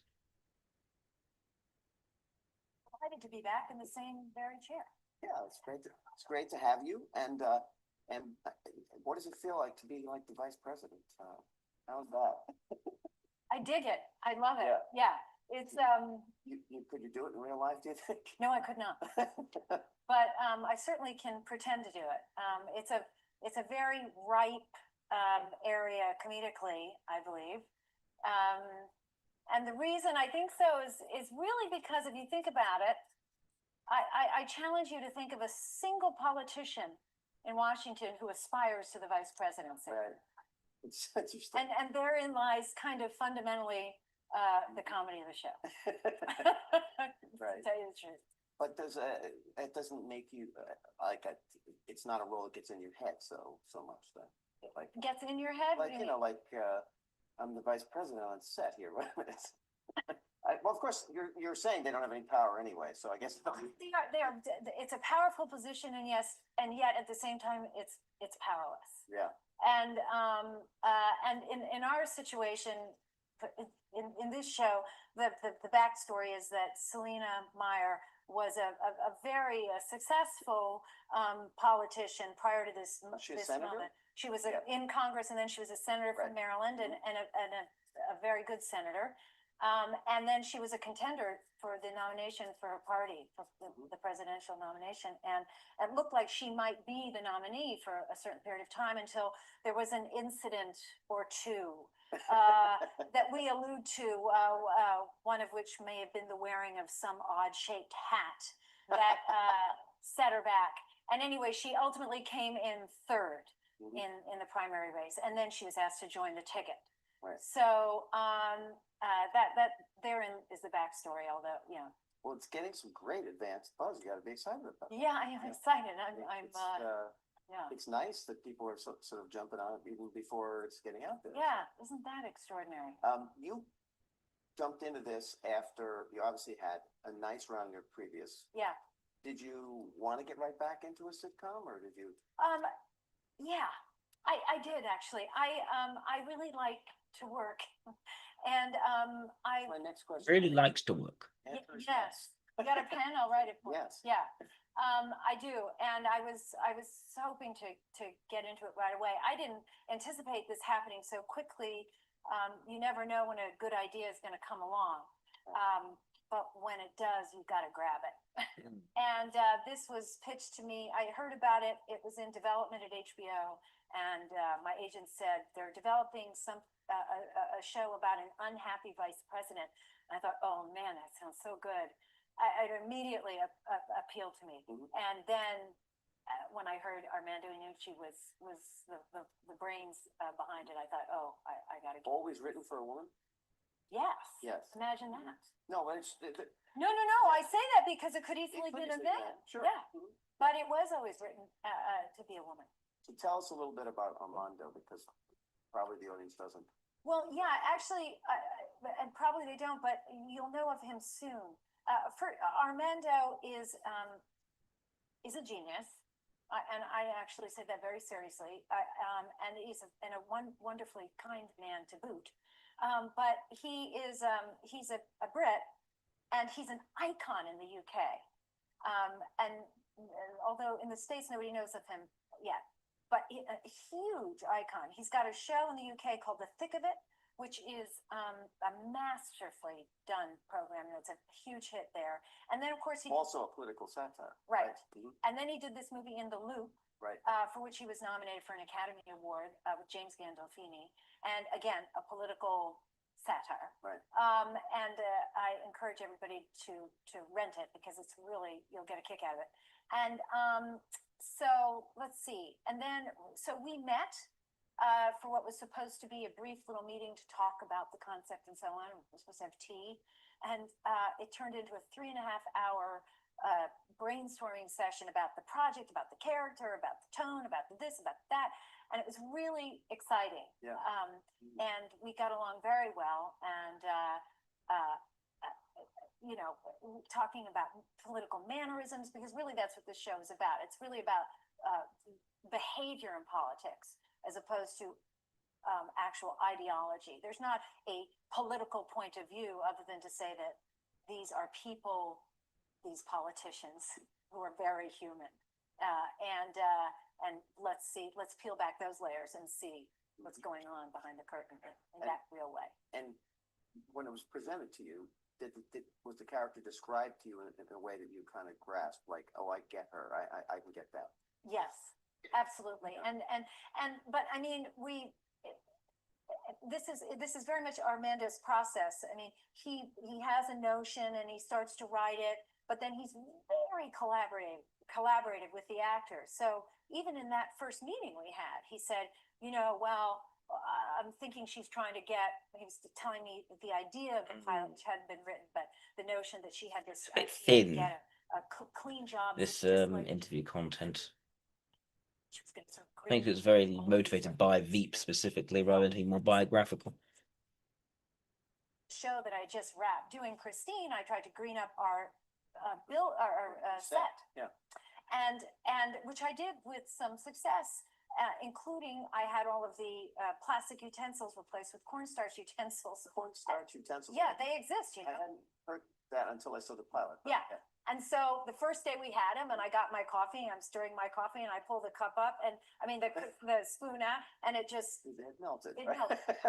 And I said, "Oh man, we got to use this. It's a scene. Got to use this." And it's a scene in the opening episode of the show. Yeah. But it's interesting because when you think about Christine is a very different character, Oh yeah, sure. and it seems like you've done different characters in different forms, and Christine was more, well, there's a lot of physical comedy in that, right? Yes. And she was kind of, well, insecure, I guess is the right word, or Sure. Yeah. Yeah. And but it's still, you know, an endearing kind of a character. You know, Yeah. very warm and endearing. Shifting from that to this, what's the challenge? Is it It's actually what is the challenge? It's a different style of show that we're doing. Veep than that. Of course, Christine. It was a multi-camera show in Which which means we. on a stage with 3 cameras? Not Yeah. very reflective. So you hold for your laughs, and it's just a different style. It's a style that I'm very familiar with, same as Seinfeld, Right. And one that I frankly adore because you know the audience really informs the material as you're performing it, and it's a very, you know, it's somewhat theatrical, frankly. Exactly. So it's like a play. Yeah. Right. Mhm. And She doesn't really stop to think of her answers very much. She just sort of jumps into it, sort of makes up her answer as she goes along. so that it's well, let's see how I can exactly explain this. There's a lot of overlapping talking, sort of the way people do in real life, you know. And so and maybe maybe what would be understood to be the punchline. Yeah, it's like I'm thinking here, see, at the moment. Might It's my impression. Somebody's watching. Right. Overhearing it. Or Exactly. Yeah. So it has a grittiness, a sort of verite-ness to it, sort of little Altman-esque, I guess. I don't know, but anyway, it's quite different. And Describe it like it has a texture. but it's hard to It's the give. laugh, right? Yeah, Because yeah, it's always struck me that when you've done that kind and then you switch to the single camera film kind, you don't know that it's funny. yeah, You don't. If you're on stage and you tell a joke on Seinfeld or Christine and it doesn't work, yeah, say, well, we got to fix that. That didn't work, right? Right. Kind of. Whereas if you're filming, you're going on faith. You got hope it's funny, right? right. Well, I mean, hopefully you have a sense of what's funny. You do, but Yeah. yeah.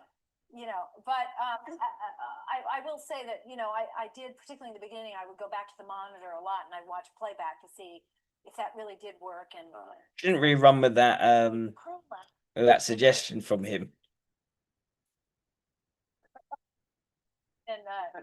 then it's a wonderful feeling. Yeah. So, do you think you're naturally funny?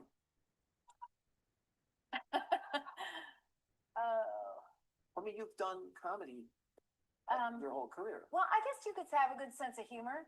You know, to tell you the truth, you know, it's funny because people assume that I'm funny sometimes when I'm not You are meaning to funny, be funny. But you are funny. No, I know, but like sometimes I think there's a sort of what happens is there's kind of an earned thing that I've noticed as a performer. Like, you know, if I go on, I do Letterman, for instance, or which I did last night, and I think at one point I was listening to him and I sort of took a pause before I answered, and I didn't mean it to be a joke, but people thought it was a joke. You know what I mean? Yeah. There's sort of an assumption there. Yeah. But yeah, I think I'm funny. A little bit funny. A little bit funny. The reason I ask that is I have interviewed a lot of funny people, and I always ask this. It's maybe an annoying question, but is there a point in your life when you sort of knew, oh, I'm funny? Do you know what I mean? Like, when it sort of occurred to you, okay, I see, I'm funny. I can make people laugh, or I see a funny take on things. Were you that way as a child? I was that way as a child. Yes. Yes. I remember. Well, I mean, I remember the first laugh I got. Actually, I was very, very little, and I stuck 2 raisins up my nose. And it Hilarious. Kill. And then I inhaled them. And we had to go to the emergency room. Yeah. But it was worth it. It was definitely worth it. It was definitely worth it. My son did that with a carrot, piece of carrot, not a big carrot. You know, like the piece of carrot in like macaroni salad. Yes. Right up the nose. Yep. Emergency Back to the emergency. You know, they have special devices to go up the nose. It's kind of fascinating. Oh.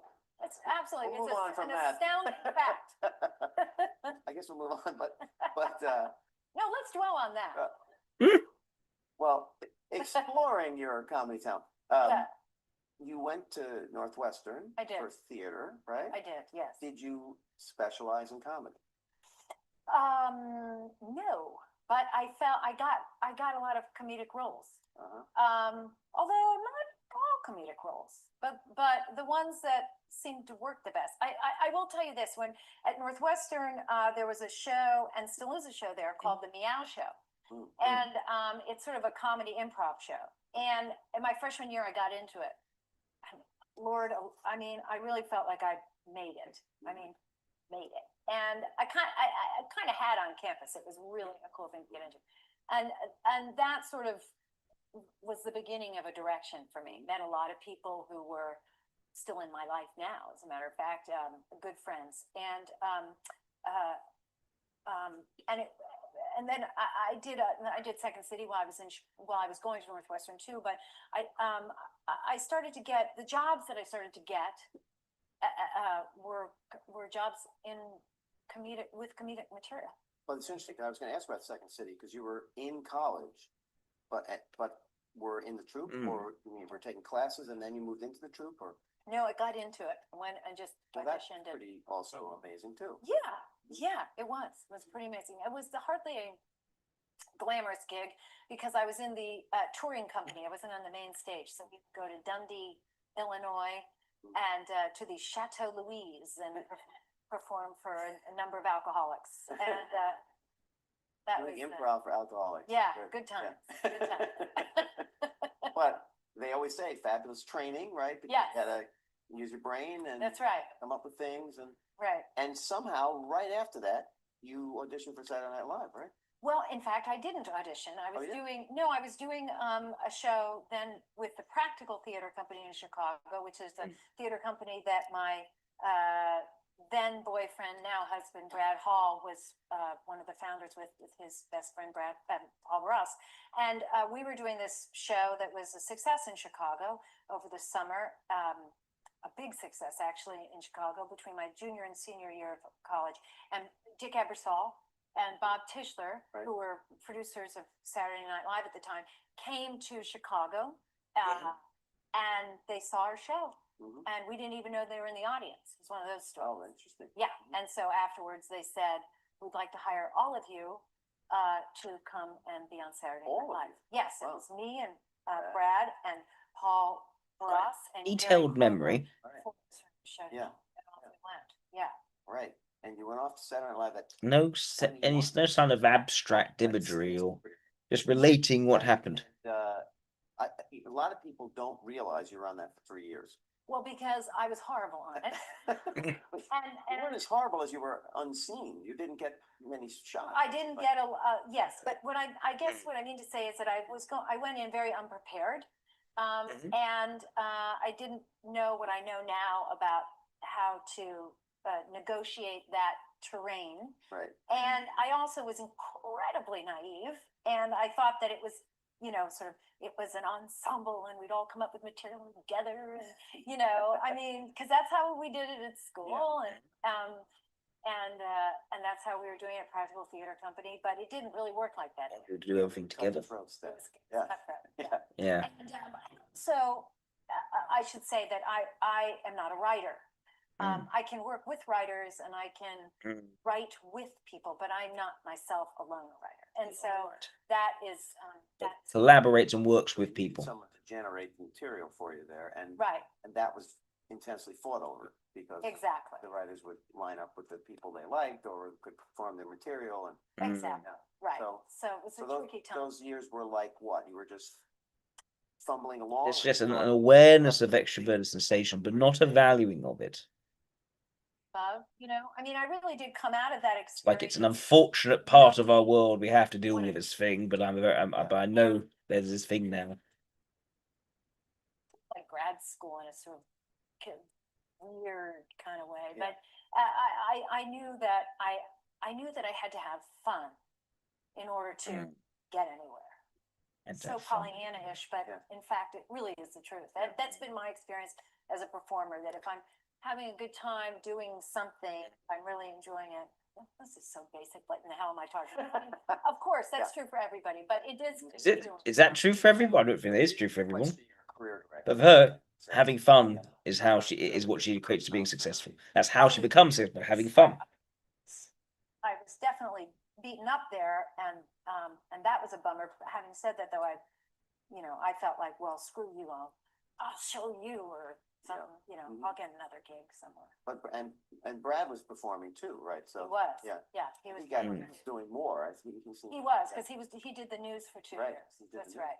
So but so life in New York was still good. I mean, it was still your. Yeah, I mean, we were young and whatever, it was good. And then my third year is when Larry David came on board. Yeah, and he was there and for a year. People really don't know. Yeah, that's right. Because he never appeared on it, I don't think. He never appeared, and he never got a sketch on the air. One sketch on the air. He got one sketch. He got one sketch on, and then they cut it between dress and air. And we were miserable together, so we actually bonded in that third year. Yeah. Because he was unhappy, I was unhappy, so we could get together and talk about how unhappy we were, and that was very happy, actually. Yeah. But it's interesting because that paid off later. But you, in between, you did films. You did. Yeah. I mean, your Seinfeld came along in 90.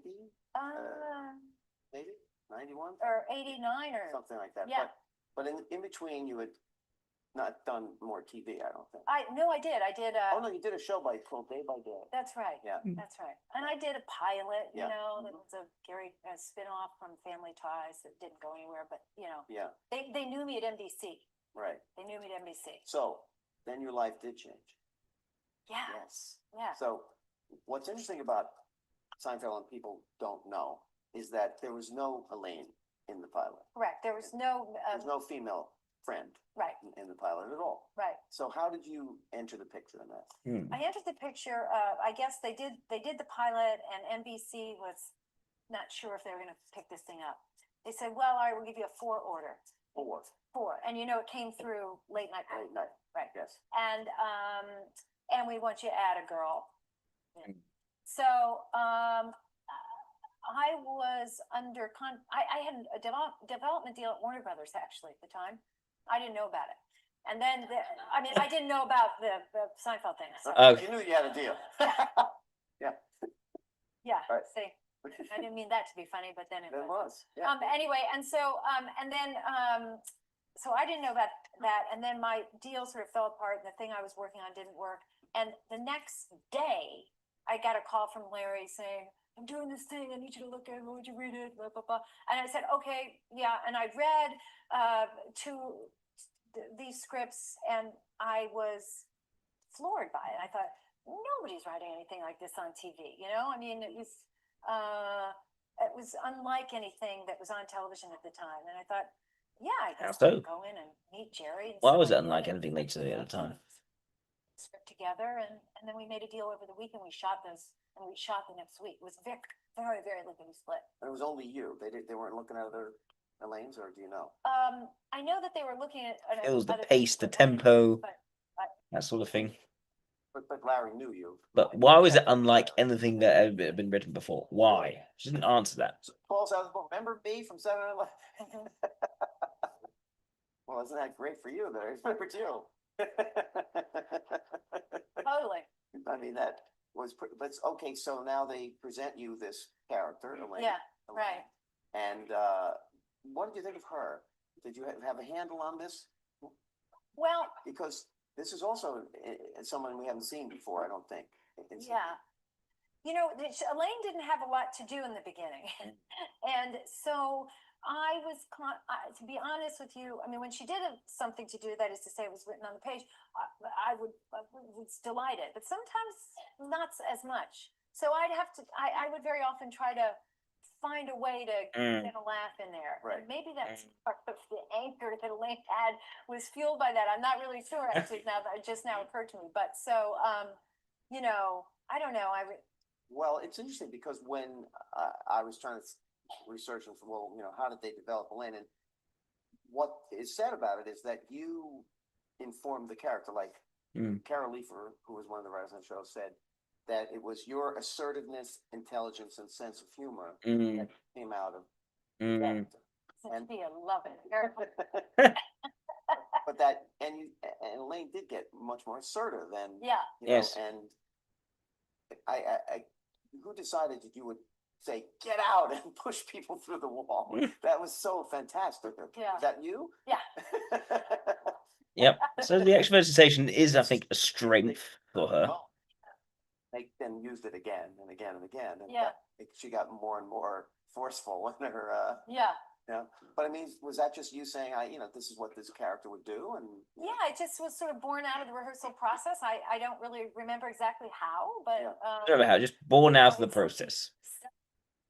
There was something that I would sometimes do, sort of smack somebody and go, "Oh, get out!" Yeah. But if you then, got 2 hands. but She doesn't think about. She just does it. That's She doesn't think about why this happened. She's not going to give you any sort of explanation of how it came about in the head. That You just felt evolve. Everyone called him George when he was in the show, Oh. right? He would walk down the street, and Right. like people would interview him, and they'd start interviewing him as Jason and say, "So George," Right. Because he got. Did that happen with Elaine and you? I mean, did people Sure. see you as Elaine? yes, yes, And they would say, "Oh, Elaine." Yeah. absolutely. And did you resent it, or did you think it was funny? I mean, I understand why people would do that. I mean, they do it to this day. I mean, under certain circumstances, I remember for instance, when I was having my first son and I was in labor, and I was I was naked in the delivery room, and I had the thing around me, and I was sort of standing up and trying to get comfortable, and the nurse walked in, and I'm standing there massive with this huge thing around me, and she goes, "Oh, Elaine!" It was so off-putting. In that moment. Yes, I can see that. Yeah. Right. Maybe not so much at the grocery store, but Yeah. there. Yeah, there was a little strange. But such an iconic show and an iconic character. Yeah. And you did win an Emmy for it in 1996, I think. Right? No, Yeah. no, you're right, 96. Do you remember which? I keep in mind the assertiveness, but the need to become assertive also comes out of the fact that she's not having that effect. She's not getting her laughs in. The plot isn't allowing her to express herself through the character. So she becomes expressive in order to ensure that she is able to be expressed through the character. Her character is able to have that characterization in the plot and have that kind of presence. So I think it's extroverted ethics driven. Episode that you won for, by any chance? I'm afraid I don't. No, okay. I'm so sorry. Well, it's just. I will tell you that I was shocked to win because I had lost so many times prior to that. Right. Well. And actually, the truth is, So did everyone on the show. Yeah, the show did not win many Nearly what awards. it deserved. No, it won the Emmy once for best show. Yeah, that's right. And Michael Richards won several. Yeah, I don't think Jason never won. and Jerry Jerry. never won. Yeah. Never won for direction. It didn't Maybe one for didn't writing. win a lot, Yeah. which is kind of appropriate for that show. You In a know, way. it's a bunch of losers, and you know, why should they win anything? Well, but it was, a show that was originally not a big hit. Took many years. Until the fourth year, I guess, fifth Right. year. And was sort of an under the radar kind of a cult hit. People Yeah. would talk about it, but when it did emerge, then it became a part of the culture. So that things that you said and that were said on the show became like people would say yada yada yada, or they'd say, not that there's anything wrong with that, or we can go on and on. Yeah, you bet we It really can. became part of the culture, and I don't know how was that weird or amazing or. It's actually really, and what's interesting to me is today when people are talking to me and without knowing it, they'll incorporate something like, and then, yada, yada, yada, and they'll say that to me. And I know that they're not realizing it in the moment that, so you go backward. This is wild.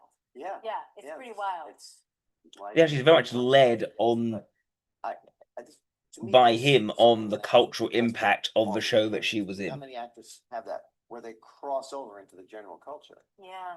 and in a way that remarkable. That statement was too profound for her. She's like, yeah, You had that. yeah. She doesn't think in that way. Whether you thought about it while you're doing it or you thought about it since then, but it's. Yeah, I wasn't really aware of it when we were doing it. I mean, I was somewhat aware, but I think that the phenomenon of Seinfeld didn't frankly hit me until it was over. Yep. Yep.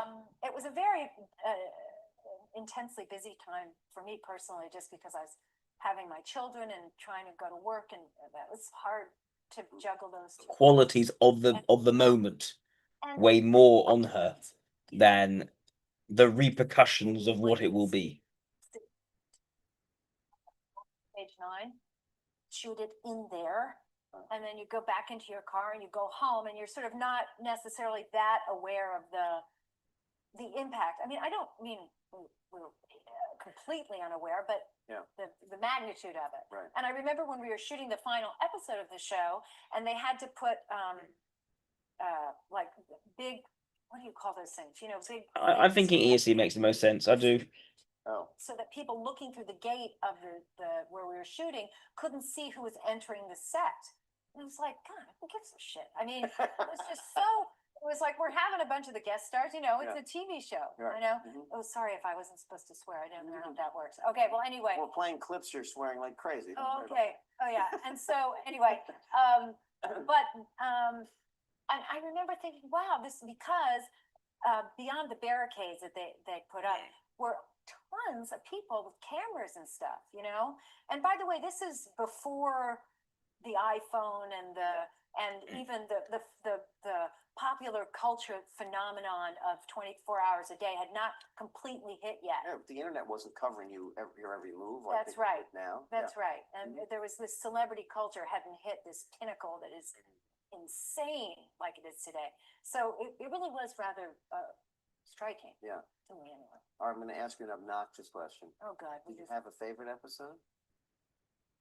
You must have been asked this a million times. No, I don't have a favorite episode. I have favorite moments. Yeah. You know, and to be honest with you, the moments that make me the happiest are the moments that were hard for me to get through doing them, just because they made me laugh. Moments, experiences. For example. I knew that when I just set myself up, but there was a moment. Episode's a narrative, but she's looking in terms of experiences. When Kramer put the Merv Griffin set in Oh, his yeah. apartment. Famous show. Yes. And he said that he was going to just take a break. Remember? Yeah. And Yes. He's going to take a break. Yes. He eats the chips and he was bringing things. I swear to God, I can't even tell you. We've all seen it, but I can't even. And anything that Michael did, just killed me. Yeah. It just killed me. Well, but again, you know, there's Elaine bits of business that are, you know, the push was very famous. The dancing, of course, very famous. Yeah. And I don't know how what inspired that. Had anyone seen you actually dance by any chance? No, there was a writer in our show who had worked on another comedy show, and he had this experience where he had seen one of the executive producer of this particular show at a rap party, and this was somebody that was beloved and revered. Okay? I'm going to just see if there's anything else we can find on Julia Louis-Dreyfus. Any quotes?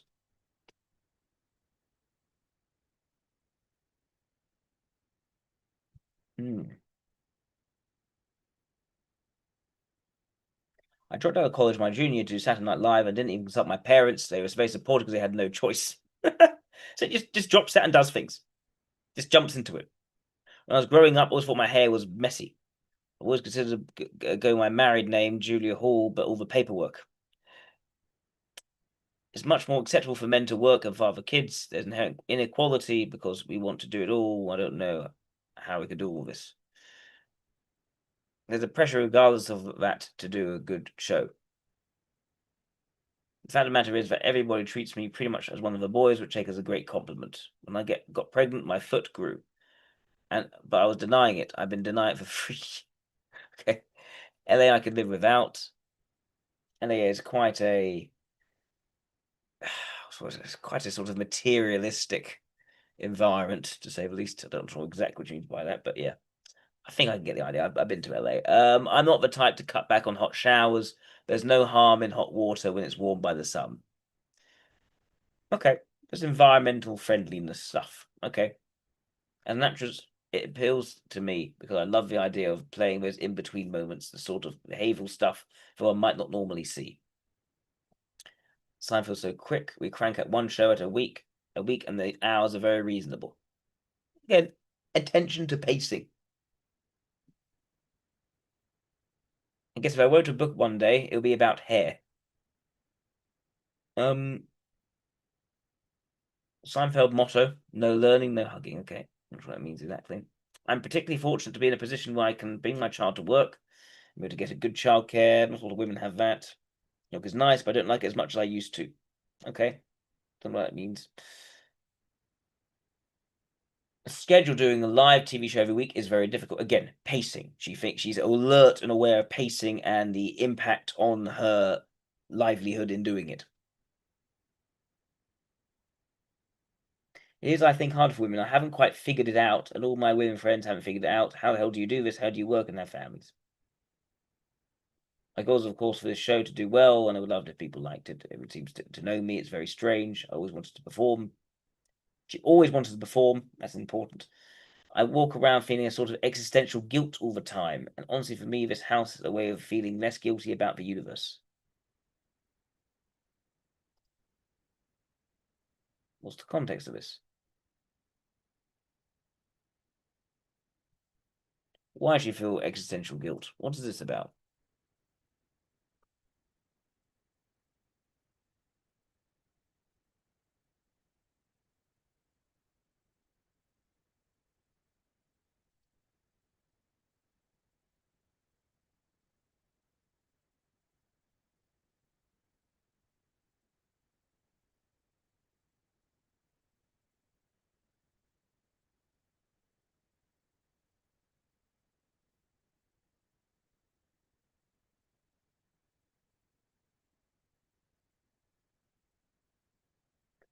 What is it from?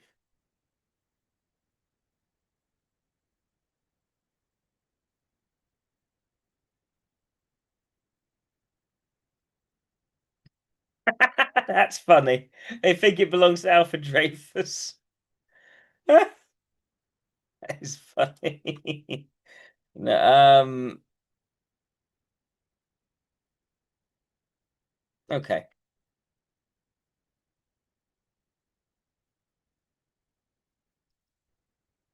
But why? I don't understand.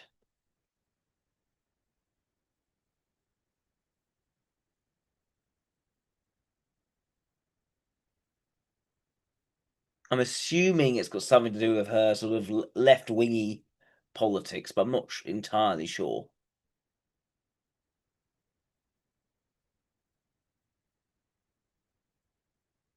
Oh, is it from this? The Wonder of Wilderness. Actor Julia Dreyfus and writer producer Brad Hall. Maestro is a comedy behind it gets about the green home, energy independence, and the personal satisfaction of a sustainable lifestyle.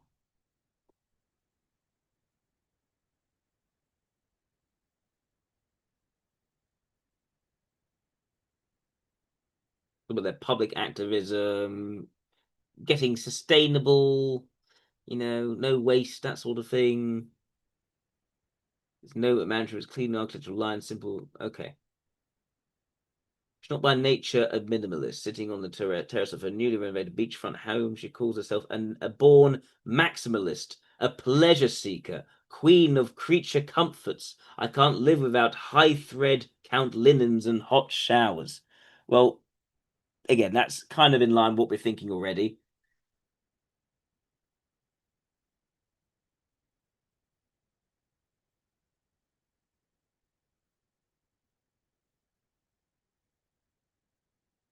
It doesn't have to be about sacrificing comfort, living with less. But that's about more about Brad. Let's see.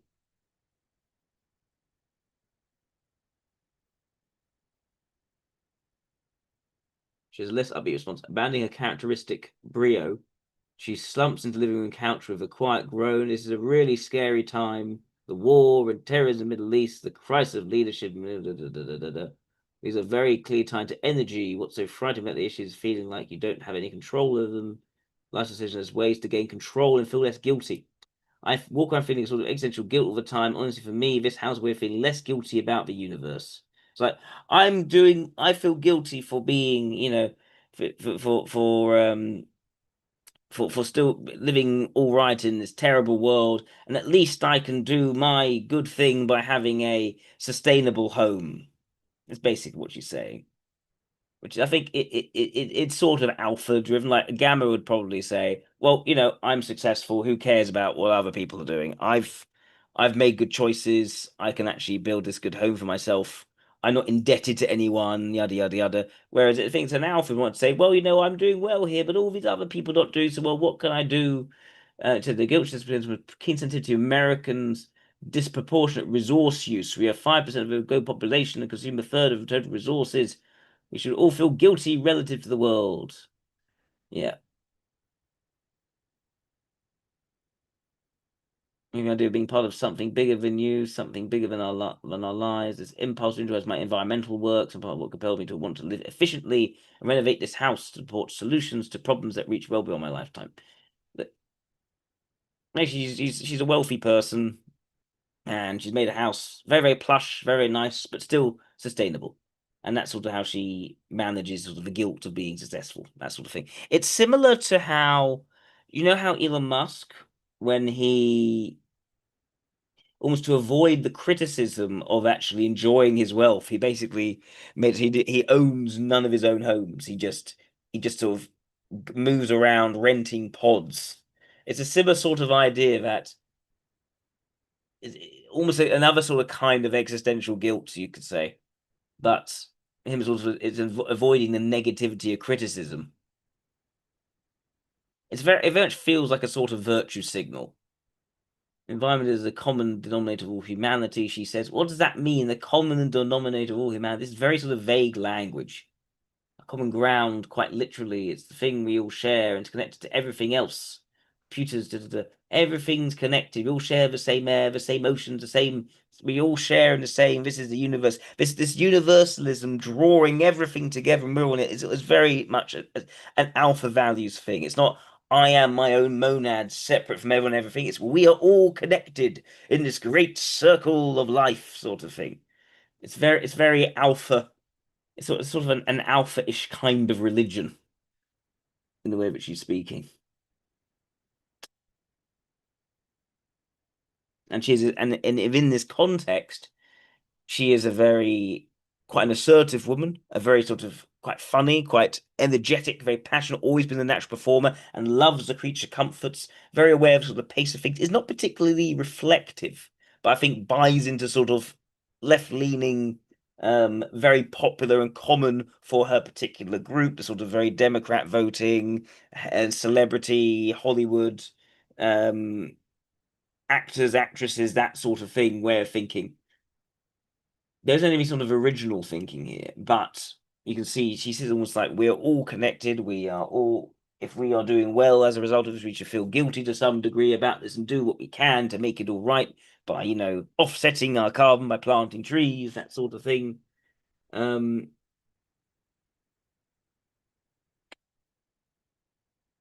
Yeah, I'm thinking ESC makes a lot of sense. She has been connected to her work and life, both on camera and at the environmental pulpit. I'm a big believer in the old think globally, act locally truism, she says. Feel rooted in your home and family. If you're active in your community, something more empowering. The best way to make a difference in the world is to start by making a difference in your own life. Very alpha. Yeah, exactly. It wards off bad juju, but it's not very deep.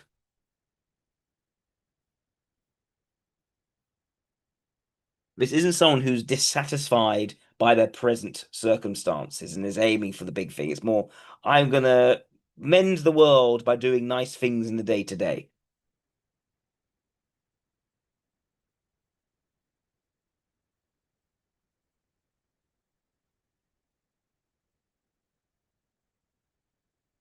What appeals to Julie is a way the whole house is spatially integrated.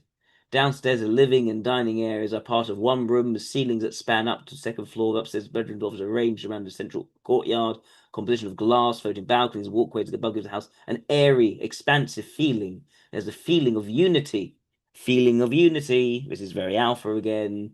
Between the indoors and the outdoors, with all the people sharing the space. This is very alpha sensory, ethical.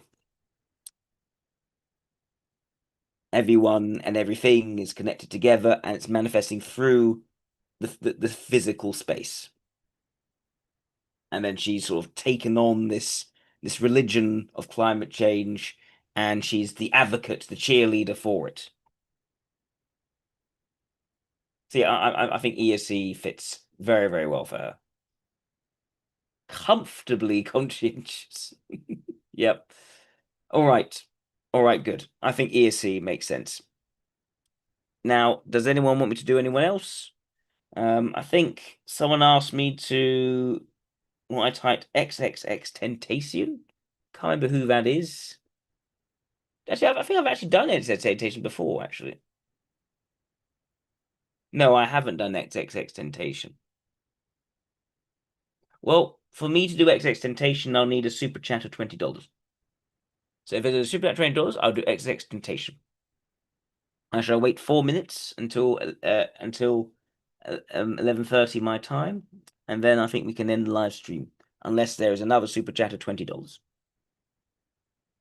or more.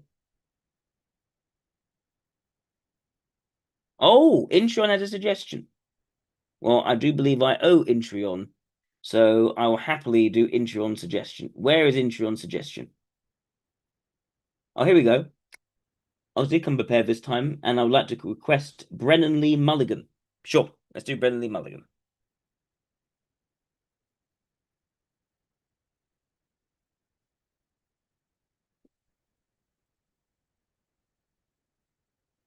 All right. Who is Brennan Lee Mulligan? American comedian, actor, writer, and game master. That's pretty cool.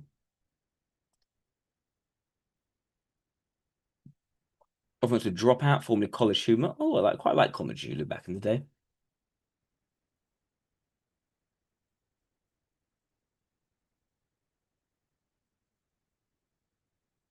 He's interested in role-playing game Dungeons and Dragons by his mother at age 9. An interview with Times Herald Record, 16-year-old Mulligan expressed conviction in theatrical gaming's potential to enable kids to come out healthier beings when they first arrive.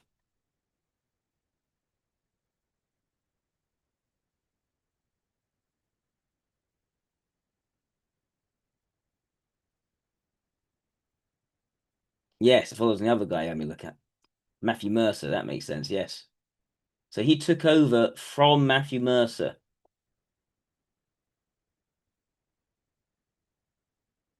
Okay. I mean, just immediately seems potentially pretty alpha, but we'll have to see.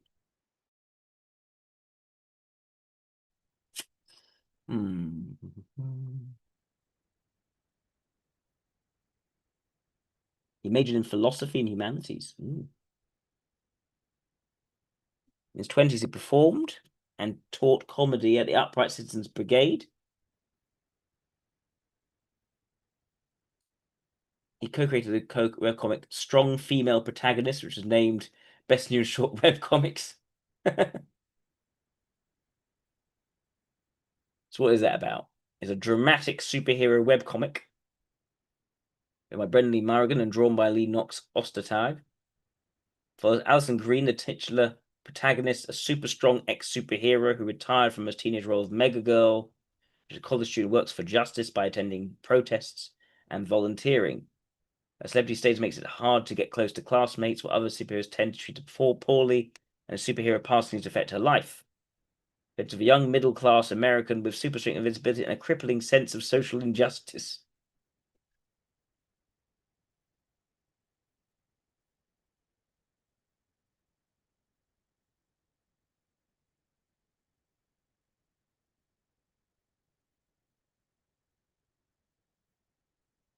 Sims felt Mulligan also presented really likable. She reads like a fully formed person right from the start, where ex-teammates were not demonized for not devoting themselves to solving the real problems, but vary from decent people to jerks, right? Okay. Is there anything?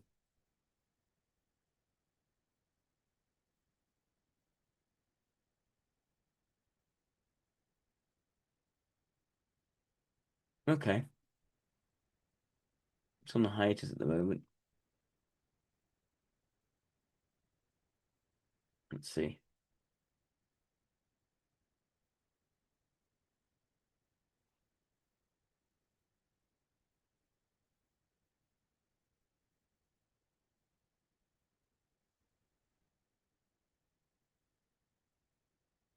Let's see what it's like.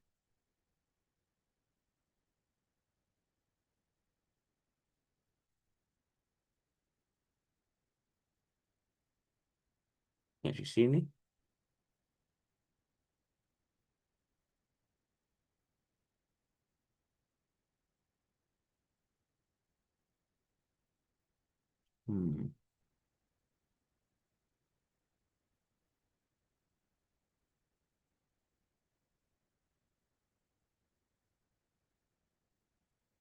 It does feel like a very normal world. That's more the art style rather than the writing. not going to get too much out of this, I think. Let's take a look at something he does. Maybe Dungeons and Dragons or something else. See him in an interview, maybe.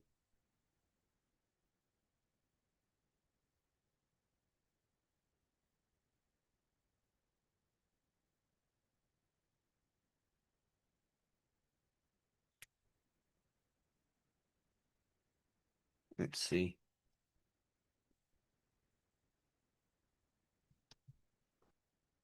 Brennan Lee Mulligan, that's it.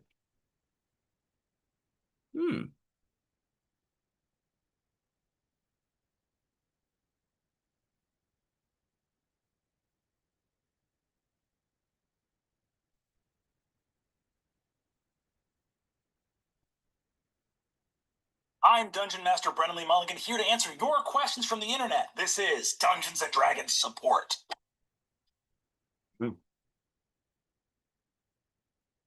Okay, first question. Obama Prism VHS, the most iconic parentheses famous D&D monster. You gotta love a mimic, a monster disguised as a treasure chest. Now, I love these monsters because they only make sense in a world where so many people are going into haunted dungeons that entire strains of monsters can evolve just to eat adventurers. Think about how big a food source an adventurer is on Earth, and think about the fact that there's so many monsters out here being like, if I disguise myself as a treasure chest, at least one person a week is going to open me and I'm going to eat them. I would say my favorite D&D monster has to go to the owl bear, Hoot Growl, the mascot of the Eggford Adventuring Academy, and our favorite monster over at Dimension 20. Why would you mix an owl and a bear together? Bears are more dangerous than owls. Just have a regular bear. But no, we made them half owl. Incredible. No notes. This next question comes to us from @SparrowBoy. Is there any secret? How do you come up with such great character design and personality-wise? I always feel empty-headed when having to create a D&D character. The things that not only are fun right away, but stay fun and sustainable a long time are creating characters that are wrestling with a heroic problem that I can keep coming back to. Perhaps their wizarding academy was burned down, or their parents were heroes that were betrayed. Perhaps Probably quite a bit like Matthew Mercer. Something to lose, not only on a physical level, but an emotional one as well. Pick characters who care about the world they are in. You will find yourself swept away by adventure very quickly indeed. That's my advice to you. This next question comes to us from @ILoveYourMom3. Provocative question. What's the greatest magic of all? Answer: friendship, right? The greatest magic of all is not friendship, it's chronomancy, the ability to control and warp time. If friendship was the greatest magic, it's a pet peeve of mine. Greatest magic of all. Do you remember? Is friendship. What the is wrong with this? There's a lot of stories out there where the greatest magic of all is love or friendship, and it's like, oh, because you loved so well, it created a magic spell that protected you. That is so cruel to everybody else in that fictional world who died. Do you get it? If your love can magically protect you, then what follows from that is anyone who died didn't love hard enough. Just think about it for 2 seconds, all right? You can't be doing that. The greatest magic of all is powerful magic, and you should use that magic to help the people you love. So, this is a funny guy. He's expressive. He also thinks about things and turns them on their head, and that's a source of the humor. Play Dungeons and Dragons. Do you need to buy separate sets of stuff, or do you make it yourself? Rogelio, my friend, first thing you need is friends, and that's hard to come by, I gotta tell you. The hustle needed to get 6 people to clear a Wednesday night is the stuff of legend. The rules of the game are contained in typically 3 books. We refer to them as like the core rule books. Sometimes the Dungeon Master will have those books available. He's more intellectually driven. You could contrast with that Julie Louis-Dreyfus. This person has a more...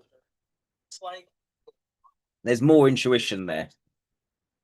More extrovert intuition, specifically. It's more apparent. Want to attack a dragon? Well, we don't just decide that. Where's the fun in that? We roll dice to see if you strike true or not. So with dice, pencil, and paper, some rule books, and some pals, you could be playing Dungeons & Dragons right away. Now, you may have seen a lot of D&D tables in popular media with cool little figurines and miniatures like my friends right here. These miniatures are, listen, we can all agree, dope as hell. But they are optional. Yeah, no, I'll definitely get to that. Definitely, I can see there's one over there with him and that.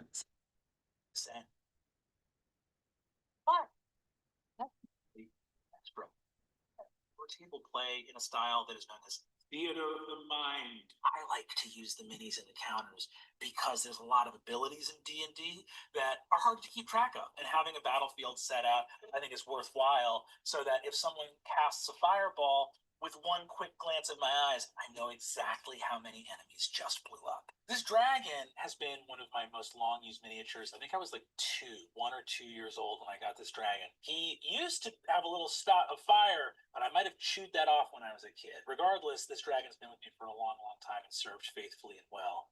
Good boy.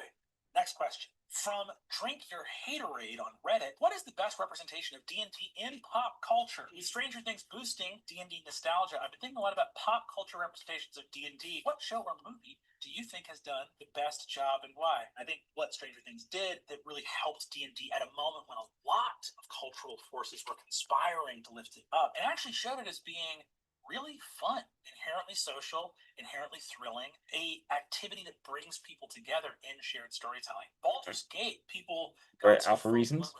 and amazing characters and trying to smooch, which is a part that they don't write about a lot in the textbooks. But believe me, when you get to playing the game, people want to know if they can smooch. And at my table, as long as all parties involved have talked about it at session 0 and everyone has their thumbs up across the board, if we're going to be out here slaying and smiting, why not add smooching into the mix? What's so wrong with a nice smooch?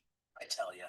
There was also a D&D movie that came out recently that I think did a very good job. It had the tone and tenor. The worlds of Dungeons and Dragons are these arch, epic fantasy universes, but the experience that most people have playing at the table is that things get goofy. There will be moments of romance, there will be moments of shock and danger and dismay, and so that movie did a good job of showing some of the lightheartedness that exists when you're actually playing through D&D worlds together. At Buck Ducky, I'm DMing a game for lightheartedness. How to make a female voice for an NPC, but I'm very bad with voices. I think that it's a mistake to try to like pitch up your voice for playing female characters. As a dungeon master, I have to play every different kind of person because I'm playing everybody in the world that my players are going through. Someone told me recently that the characters that I make sound like me, meaning when I voice the character, I just use my regular voice, are women and bad guys. That's something I should unpack with a professional. I don't know why that is, but that's who gets my real voice. I just use my regular voice when I'm playing women. Unless there's like a regional accent or they're older, you know, like if I'm playing the Baba Yagas, say a little bit pig. Ancient folkloric Russian witch.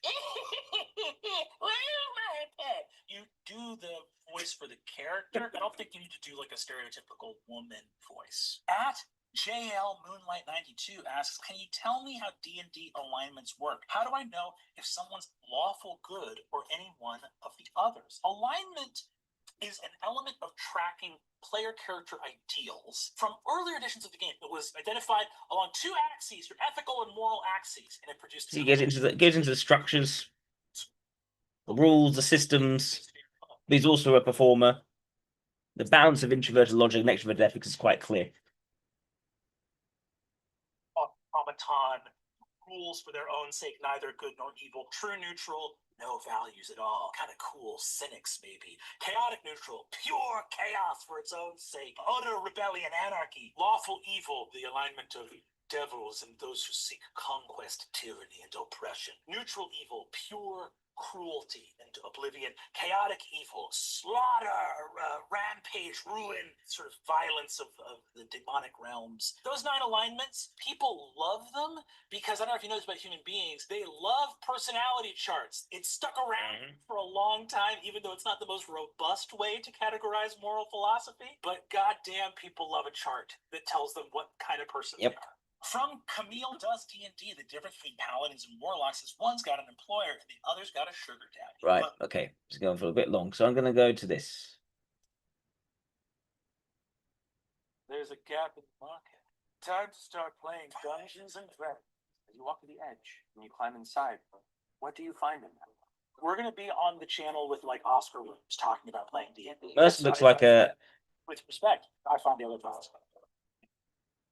It's clear that Mercer's the older of the two, and Brennan's almost like the one who's inherited what Matt Mercer does. Matt, what's up, buddy? What's up, man? When did we meet? I want to say it would have been 2017. Yes. I was brought on to do an episode of Actually with Mike Trapp. Yep, Mike Trapp hosting. Amy Vorpal and Brian Murphy. Indeed, and it was specifically a D&D themed episode, and you were more or less the person on the laptop who wrote a lot of the questions. Were there for fact checking. Silvered Axe, as it is not a magical weapon, will actually not affect a pit fiend. I believe it is immune to all non-magical weapons. No, that found something that even the question didn't account for. Right.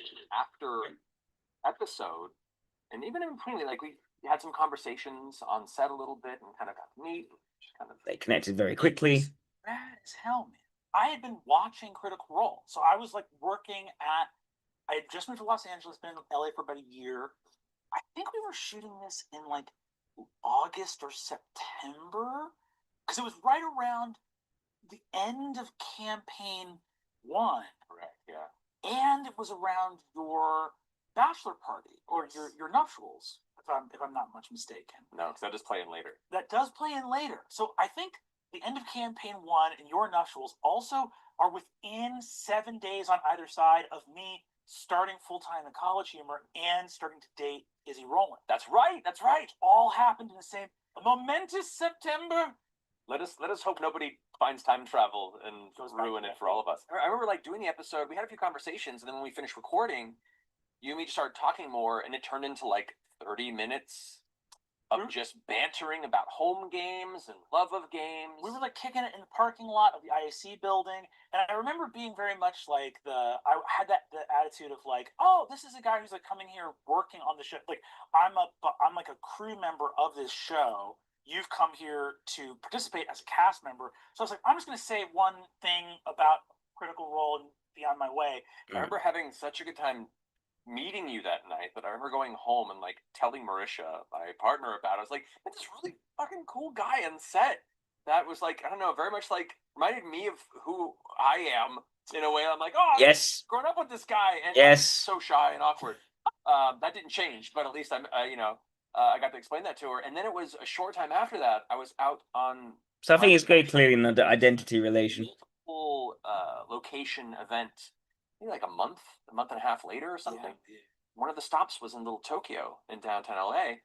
And through happenstance, I ran into you again on the street. And it was like, okay, the universe is doing something. It's something. Yes. And then it was until the year after where you came and did Bloodkeep. Bloodkeep. That was so fun. It was a ball, man. Really, really fun. Having been in the weird, unexpected trajectory of Critical Role now. And one reason why this, because normally when identity relationships, they can sometimes clash. Well, they don't really clash, but they compete because they're both doing the same thing. One reason this probably works is because Matt is clearly the older of the two. He's clearly before Brennan, and so instead Brennan is an inheritor to Matt rather than being a competitor with Matt over the same sort of space. Just those conversations and those kind of initial almost kismet bonding moments, then to see you grow your own version of your stories with your crew of friends and watch it find its community and begin to succeed.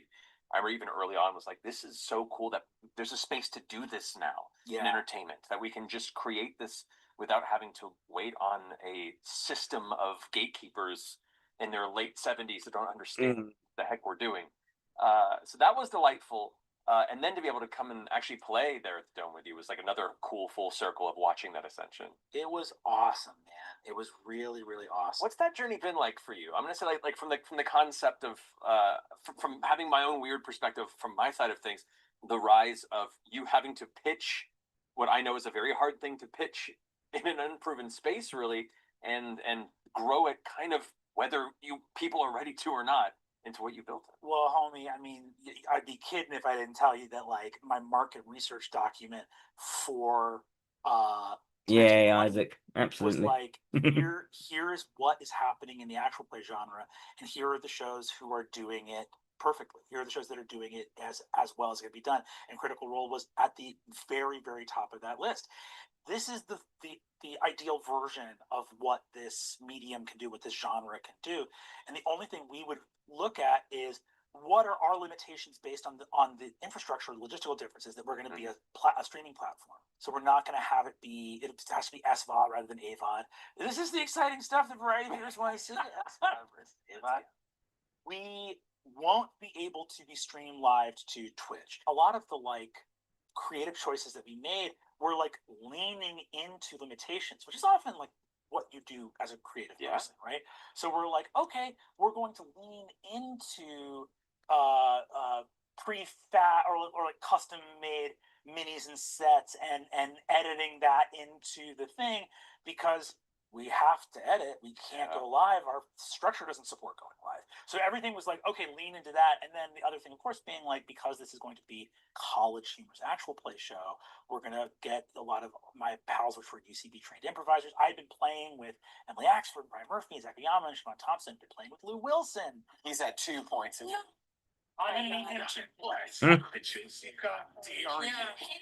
You are a sick son of a bitch. Gonna kill that dog. The experience of what it was like for me in terms of pitching that is, I had Critical Role to point to.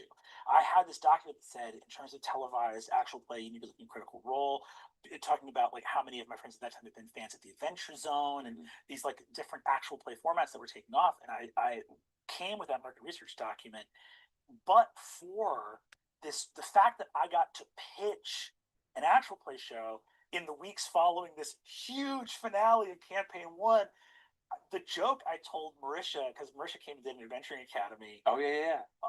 She came to set the week that that YouTube or Reddit or wherever had coined the term the Mercer effect. I'll tell you what, the Mercer effect is me and all my friends having a fucking job. That's the Mercer effect. And it remains true. Yeah. It's wild to think back to all these weird Laughing at his own jokes. And now and very grateful, especially in this industry, that all these creatives can succeed and then come in trade notes and merge our endeavors in really fun ways. I don't know, you hear from entertainment in a lot of ways how competitive it is and builds this atmosphere, this idea of you succeed at the detriment of others, climb the ladder and pull it up behind you sort of a vibe. And I think a lot of that stems from just the old school industry and how it's functioned for so long. Now with companies like ours, with Dropout, people that very alpha values to find support bases that aren't relying on those classic structures. That idea of succeeding at the cost of 100% alpha is completely irrelevant and unnecessary. And instead, you all get to succeed by helping each other, supporting each other, sharing alpha and cool ideas. And I don't know, it's been really exciting. The fact that we've had you come to the Dome so many times, the fact that you got to come here and do Calamity and Downfall and Divergence, all of these. You can't really see them playing different roles. They're sort of doing the same thing. Except Matt is the more senior of the two. The only difference is demographic. I'm an enormous fan of his work and everything that he's built. I see even in College Humor a bit. It's so you don't see that as competition? I was hardly. But what it does mean is that actually there's a lack of a foil in their relationship. It doesn't actually have that much dynamism because there isn't that much contrast. It's not as fun to watch as if you actually had two different people interacting.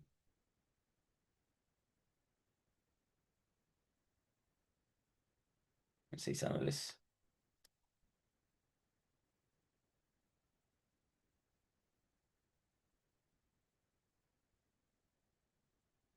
Right.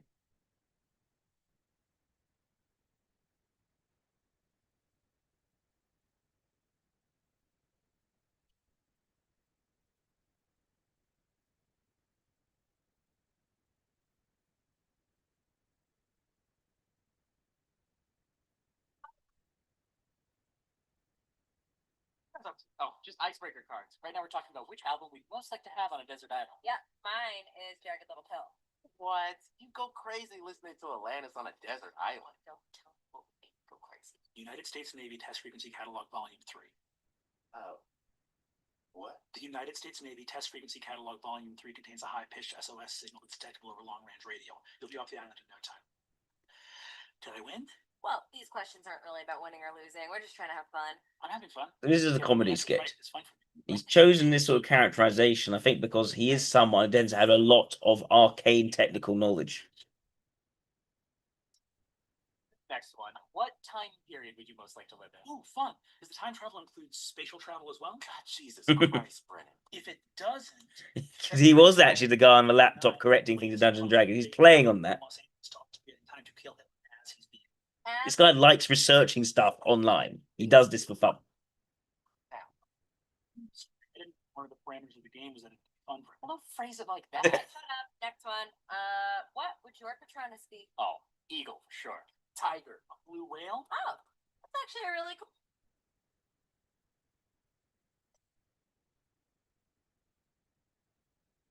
Brennan is the smartest person on Earth and also the funniest person on Earth. There was a time after about a month or two starting to be pals. I walked in, she looked up, she went, Brennan, I was thinking about something you said. I went, oh, because I know whatever it was, it didn't matter, which makes it matter even more. Anyone can remember the important stuff, can remember the trivial stuff, as I clearly have not remembered. But I remember that she remembered, and that I remember. Brennan is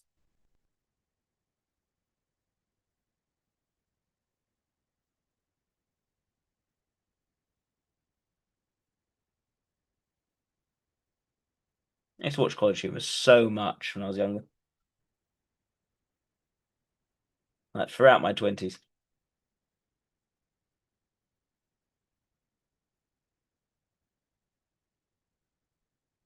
I have a series of improvisational prompts our players have never seen before. Isn't that right? I've never seen them. I won't know if I haven't seen them until I see them for the first time. Never been on firm. That before in my life. I am your host. Look at this. Josh has grey in his beard now. That is wild. Never seen before. Isn't that right, players? never seen it.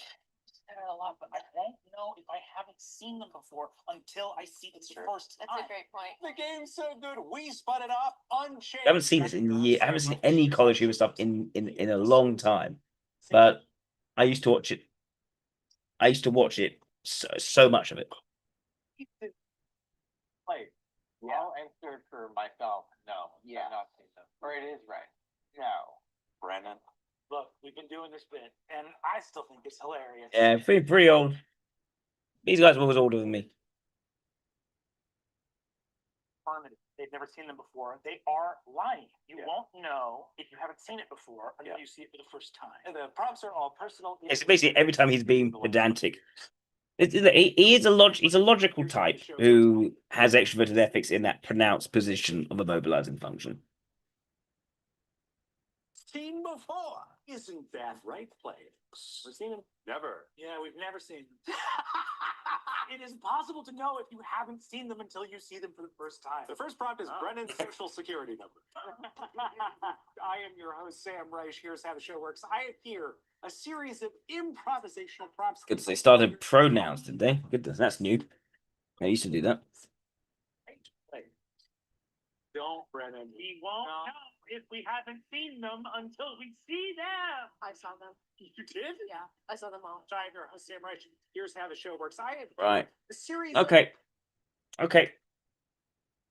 So yeah, I think Lee. I haven't seen any evidence to contradict Lee for Brennan the Mulligan. Thank you very much, Intreon. Thank you everyone for tuning in. And yes, I hope you all have a lovely week ahead of you. And thank you for all the super chats. Thank you, everyone who made a donation. Greatly appreciated. All right. Take care now. Bye-bye.